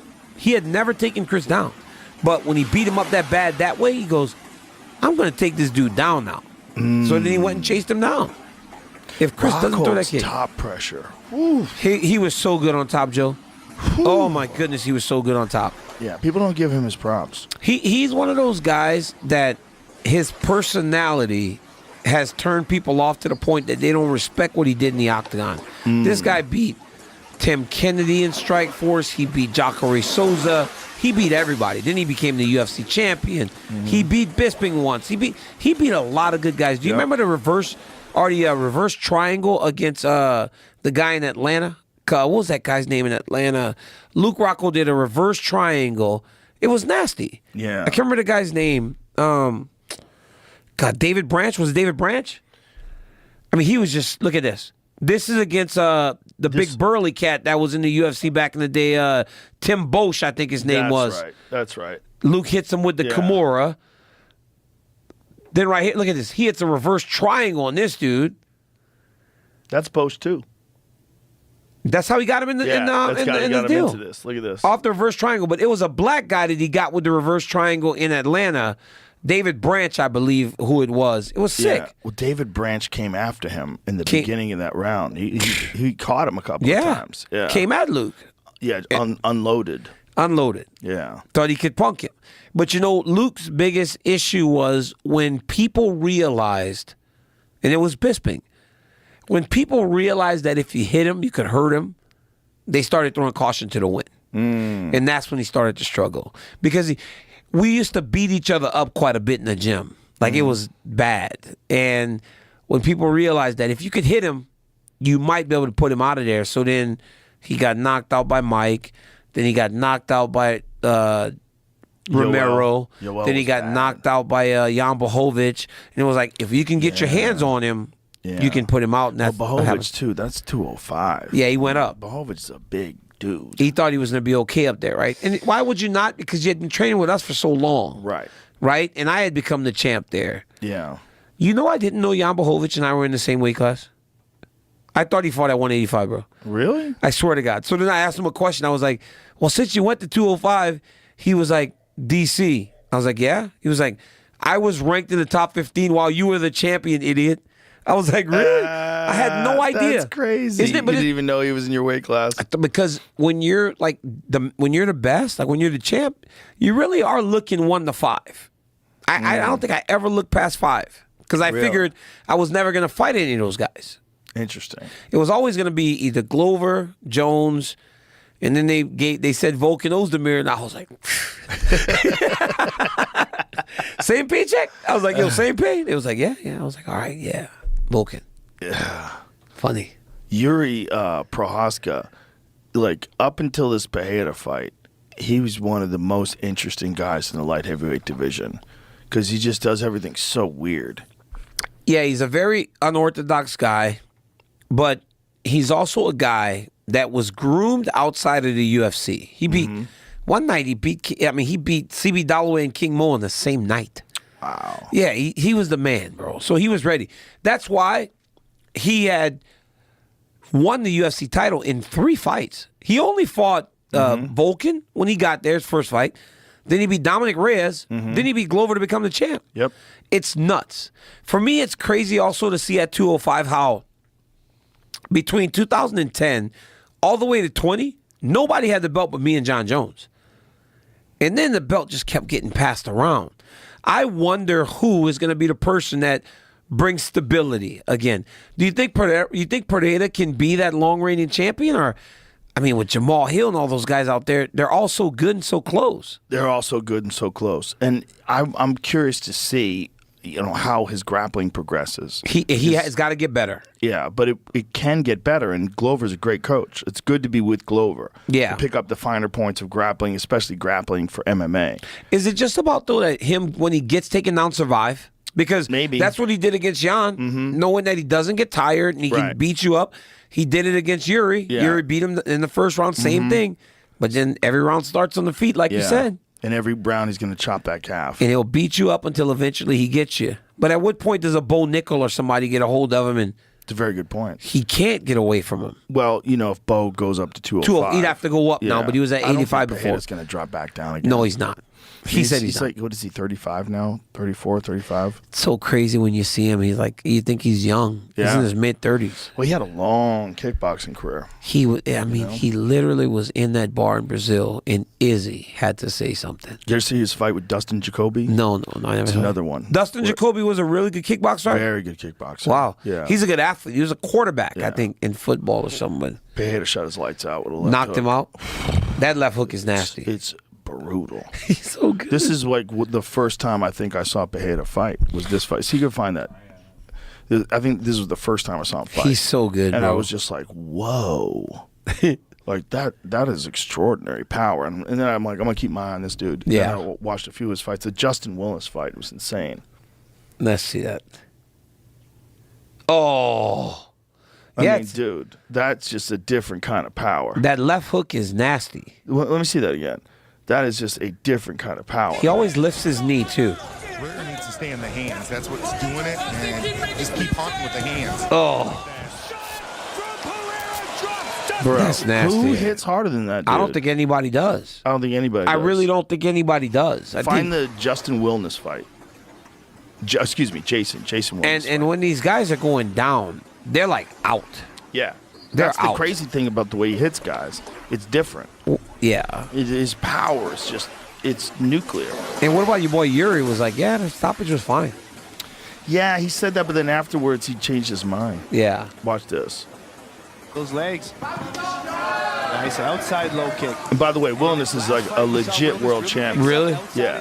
Legit world champion. This is a high-level fight. Pereira, he's tall, man. Sweat this. Oh! Head kick.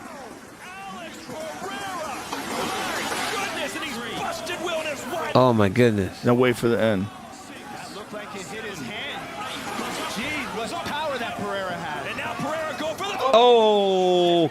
That's that same knee from before. Yep. See, but this Joe. Look at this, Joe. Now tell me this guy's not done. To my Yeah. point about boxing. Exactly. Tell me Wilness is not done. And you're counting. Right? He was Imagine. already counting. Right. If that guy could have got up at 8 or 9, Yeah. they would have let him go back to fight Pereira.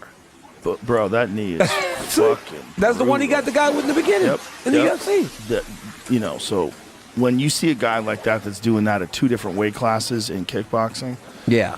you can't wait to see a guy like Hey, that fight now in MMA. So I want to ask you this. Okay. Alex Volkanovski, right?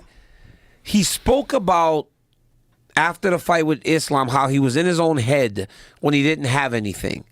Now he's fighting against Ilia Topuria very quickly. I wonder aloud if Alex Volkanovski will have any lingering effects from that knockout, because when we see him, we're all like raving he's the best. Yeah. Is it just as simple as him just going back down to 45 and he'll be fine again? Because Topuria is a monster, bro. Topuria is a monster. And that's a fight you don't want to take if you're compromised. Yeah. And it's also a fight that he could have just waited for.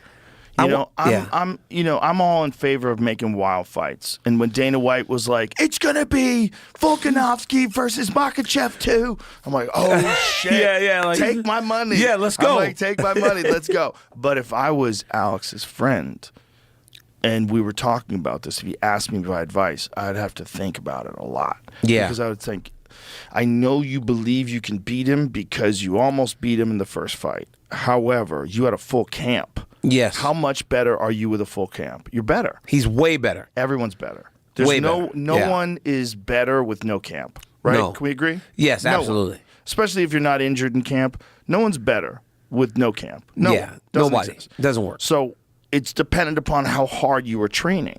How hard were you training before you took this fight on 10 days' notice? Were you preparing for potentially fighting 2 months from now and you already ramped up training and you already have like real good cardio and you're already sparring? Yeah. Like, or have you been just kind of fucking off here and there and then you're like, I can fucking do it? Yeah. Because I can fucking do it is not a good strategy against the best pound for pound fighter in the world. Yeah. You want a camp. Like a rematch was going to happen anyway. Yes. It had to happen. But Yes. you don't take that rematch, in my opinion, with 10 days notice. That seems insane.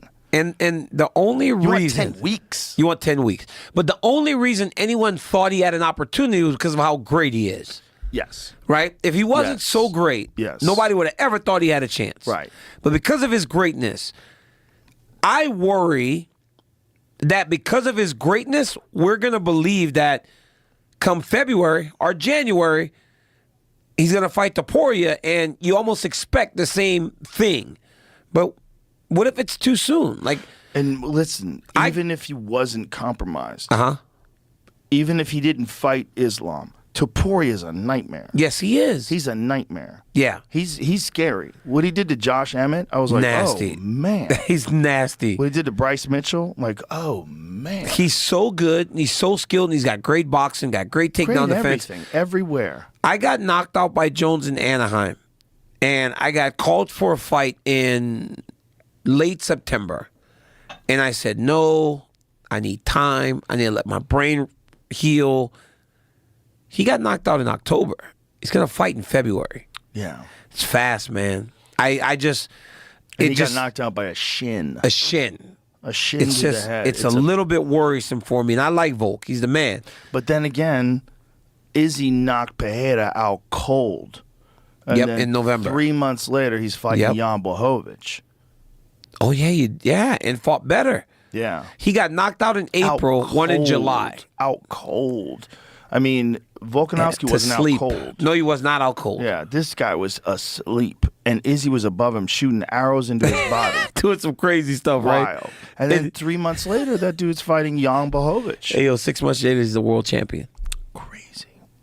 Alex Pereira. I mean, he's had one of the quickest the absolute quickest to 2 titles. I've never seen anything like that. Nothing's ever been like that. No, never in my life. The thing is, man, like if the dude really can just survive under everybody if he gets taken down and then just beats your legs up, it's a real problem. He beats your legs up and then he forces you to make a mistake and he takes advantage. Yes. Every single time. But every single time. I think Jamal Hill's a real challenge for him. You think so? The unorthodox? Jamal's a sniper, man. He finds chins. Jamal said he's not going to take him down. Dude. He said he's not taking him down. He's going to knock him out. Yeah. He said, I'm not taking him down. I'm going to knock him out. He might. I think I would take him down. Who knows? I would try to take him down. I would definitely not give him just a stand-up fight. Jamal's got some nasty hands, man. He does. He really does have some nasty hands. He promises to KO Alex Pereira standing. Yeah. You know, I have never seen him fight anybody of that caliber. Yeah. Yet. But I think he's capable. He's very capable. You know, what he did to Glover was very impressive. Dude, he just beat him up. He really did just beat him up. I mean, when you think how Yuri struggled with Glover, and then Jamal Hill just pieced him up. He just kept touching him and touching him and touching him. And it was clever. It was smooth. He's so unorthodox. Yeah. He does these weird movements where he's kind of like back behind his head and chest or behind his feet. He's like, but it works. It works. It works. He's developed a style for him. He's got power. He's got power. He's got real power. He's so big. Johnny Walker KO. He's so big for the weight. He's huge. Yeah. I mean, right now he's as big as I've ever seen him, but he's like huge for the weight class. How much more time does he need for his Achilles? It's going to be a little bit. Yeah. He's not Aaron Rodgers. Hey, bro, you know what's some of the funny shit I ever seen in my life? What? You know what I'm going to say. When Aaron Rodgers something happened with Aaron Rodgers, and he said, you told him something? Yeah. That was the craziest shit. I was like, Joe's a doctor. He was telling me all this stuff. It was like, he was saying all this stuff, and I was like, wow, he did it. But now I'll never question you or Aaron Rodgers because Aaron Rodgers is about to play football 11 weeks after tearing his Achilles. Yeah. What is he doing? How? You'd probably have to ask him. You know him? Yep. Tell him. Tell me what he's doing. I'll tell you later. This dude is somehow playing after 11 weeks. Yeah. That's crazy. Yeah, it's pretty crazy. Joe, when I saw him on the field throwing that football, I could not believe it. He tore his Achilles. Yeah. 7 weeks later, he was on the field throwing passes. He got cleared for football activities this week. How? He's 40. Yeah, there's a lot of modern science going on here. Look at him. Get out of here, man. This shit is crazy, man. I'm like, when I start feeling bad, I'm not calling nobody but you. I want you to tell me how to feel better. How? If I had to guess, like if I didn't know, I would tell you peptides. If you had to guess. Okay. Yeah. Because if I didn't know, I'd tell you peptides. Yes. Because, dude, how? Like, this guy is... That's what I think people should be using for the UFC. This is the argument for peptides, if that's what he's using. I'm not saying he is.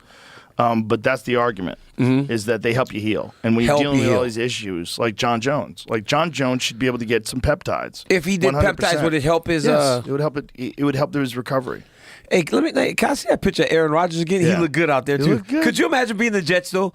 Oh, man, it was perfect. He runs out. He's carrying this huge American flag. Yep. That place was loud. I don't watch the Jets. I don't know if you watch football, but... I do. Aaron Rodgers going to the Jets was like, the Jets have been terrible for a long time. They have the world. They have the world. Everything's going for them. His legs look jacked. They look jacked. Look like he had any atrophy of Look his at him. legs. He's just like stepping up on his toe and everything. Yeah. Like, that's crazy. Wild. He runs out with that massive flag. Look at the calves on that motherfucker. The place is going crazy, and then he tears his Achilles. Nuts. And then they had that young kid as their quarterback. But could you imagine watching this guy work playing football? I saw a video on that Hard Knocks thing, and they have these circles, Joe. These circles, they're targets. And that thing was 20 yards away. And every time he would throw, he's like, top right. And it would just go inside that little thing every time. Bottom left. Inside, he never missed. He was so accurate. He was so accurate. He was saying, it's like A in the Rogan. Bam. That American flag at the top. Inside the bucket. He never missed. Wow. That dude's sick, man. Well, you want to imagine the practice involved in getting that good at throwing a football. So accurate. How many hours has that? And that football's like this big. Yeah. Have you ever grabbed an NFL football? It's huge. I can't even get my hands on it. I've got small hands for a fighter though, but it's huge. And then you look at the receivers. I went to a golf course in Florida, and when I walked up, it was Chris Carter from the Vikings. Dude's fingers were like all like broken and turned sideways because I said, "What happened to your hands?" He goes, "Catching footballs." Wow. From like all them great quarterbacks. Like when dudes that play with Brett Favre, their hands are tore up because he's throwing so hard that he's like knocking their fingers back and stuff. Wow. Can you believe that? Like trying to catch a football? I can. It makes sense. I mean, if you catch one on the tip of your finger when you're trying to grab it and it gets yanked back. And they got to throw it fast because these DBs are like whoever guarding you is so. There's like a short window to get it in there. Dude, it's nuts. Football's that's crazy. How long before you think MMA gets to the point where you see athletes of that caliber consistently entering to MMA? It's going to be a little bit. Jump. I think it'll be a little bit. You know why? Because if you have that ability to play football, they go play football because the money's so big. Right. But could you imagine a Fred Warner or he's a linebacker for the 49ers, the best in the game. How about when Herschel Walker started fighting in Strikeforce in his 40s? And still was okay. And fucking people up. I got some crazy shit about Herschel. Tell me. Dude, Herschel ate one time a day. Yeah, I heard that. He would eat soup and bread one time a day. And he stayed at this great hotel called the Fairmont. And I think he was staying there free because Herschel Walker owns this massive chicken company. He provides chicken to McDonald's. Herschel Walker's chicken is I think he provides chicken to McDonald's and like all these big companies. And the Fairmont was one of them, so he stayed there. He ate soup once a day. And Herschel Walker, while he was very athletic, Joe, he never picked up his feet. So his feet would kind of like drag on the ground. Fucker would shock the shit out you every time he punched, dog. Herschel was getting static electric in his feet because he never picked them up, and the fucker would hit and it would shock you. That's crazy. Constantly. And he would knock people out. And bro, he's like Herschel Walker, I think it's documented that he has, like we talked about, Mike Tyson. Like that guy that lives in that world, and then the guy that we see daily. I think Herschel, it's documented that he has some of these issues. Like a personality Like disorder? a personality. The first time he fought in Strikeforce, we're in the HP at San Jose. And we're getting ready to go out, and he starts going crazy. cursing at himself. I'm gonna kick your ass. But all I've ever heard from Herschel was like very soft spoken, talking about religion and everything. He turned into a completely different person. When he walked into that octagon, he went off. Right here. Bro, he was saying some crazy shit to himself. Was this his first fight? First fight. Yeah, bro. I cornered him, Joe. How old was he? 44 years old, 45 or 46, something like that. But look at his feet. See how his feet never come up? Mm-hmm. It would always static. Look at him. That was that's what I'm talking about. Oh my God, he just started getting mad. Dude, I'm telling you, he did that in the back before we went out there. Watch out. He just got mad. He got mad, bro. But he tapped into That's that a nice other person. combination too to drop him. He tapped into that other person. Who is he fighting here? Yeah, no, Strikeforce was the best at this, bro. Strikeforce would always get you dudes that you knew you'd be okay against. Strikeforce was the best at that. What do you think about this? I would fight dudes and then it would never be a Strikeforce again. Oh, really? In the beginning, like there'd be a guy, he'd fight me, I would beat him, and then I'd never see him again. So they just got you good fights. They would get me fights because my first fight was in Strikeforce. Mm-hmm. So I'd fight so if I was a wrestler, it was like another kid who was a wrestler, but he was a high school wrestler. So then, hey, if push comes to shove, Daniel can out wrestle this dude. Right. One dude was my training partner. I had a really good sparring session against him. Next week, I needed an opponent. That dude was in there. I knocked him out. It was the first time I knocked somebody out. Yeah, the Strikeforce was really good about that. What do you think about Bellator and the PFL combining? Mm-hmm. Do you think that's going to lead to anything? Isn't it interesting that people don't care that much about shit that's outside the UFC? Isn't it crazy? Because the UFC has developed such a lead on everybody, it's nuts. Yeah. It's like, it really is like now, whereas before, when Strikeforce got absorbed, you had Ronda and Nick Diaz and Gilbert Melendez and myself and Luke Rockhold and Jacare and Josh Thompson and Alistair Overeem and Josh Barnett and all these guys, right? Yep. So it felt like not a competitor, but at least a legit number two where you had championship level fighters fighting. Bellator has that. Yeah. But the UFC has now grown to a point where it's like the NFL in fighting. And as there is nothing else in basketball that we compare to the NBA or to the NFL, CFL, XFL, all that, that's how it is with the UFC. So it's like no matter what they do, it's never going to feel as important.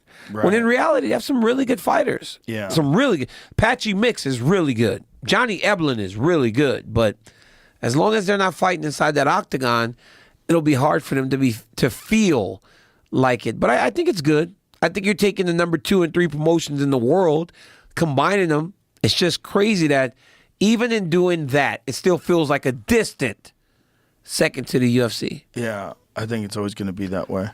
As long as the UFC doesn't fall apart, like if Dana leaves or Dana can't leave, bro. They could sell it again. They could sell it again, but I mean, why would they? Why would it never ever sell that? They shouldn't. It's Someone like their could biggest. Come along, like the Saudis. The Saudis and buy. What about when the Saudis just bought the PGA Tour? I'm like, how you gonna buy the PGA Tour? You don't think they could do that with the UFC? Yeah, they could buy anything. Yeah, they just a lot of money. It. They just overvalue it. Yeah. They could, but they easily could. They could just buy anything. It's going to be interesting to see if someone with this new merger, if they change the name, if they stick with the PFL, what are they going to do? So what I heard is Bellator does pretty good overseas, so they're going to run their events over there. Oh. Right? So it's going to kind of become an international company. Okay. And the PFL is going to be where they stay the PFL. Right? And they'll do like a champion versus champion thing. ESPN just extended their contract with the PFL, but there's no mention of Bellator. Right? You know, I really want to see Johnny Eblin in the UFC. I do. He's good, man. He's very good. He's a very good fighter. He's very good. You see that fight with Leon's brother? Yes. But could he fight at 185 in the UFC, or does he have to go to 70? He doesn't look that big. We'll find out. I think he would have to probably go to 170, right? Even like the 205-pounder. Nemkov? Nemkov. He'd have to go to 85 because he's good, but he's just not that big. What kind of testing are they doing over? At Not Bellator? much, right? That's another reason I'm saying that without saying it. Like I think those guys would probably have to get a little smaller to fight at their right weight classes. But I think it's a big deal. I just think that I'm just happy if the fighters are getting more money. I like these $1 million contracts. I think that's great. Guys are making more money today than they've ever made. Alban Mercier just got $1 million. Two. He used to fight. Yeah, that's he right. won that twice. Yeah, he won that 2 times in a row. He would have never made that. No. Partly due because he wouldn't have been able to find that level of success. Right. Right. Those guys are too tough. Even Derek Brunson. Derek Brunson had not looked great in his last few UFC appearances. He went to the PFL. Looked fantastic.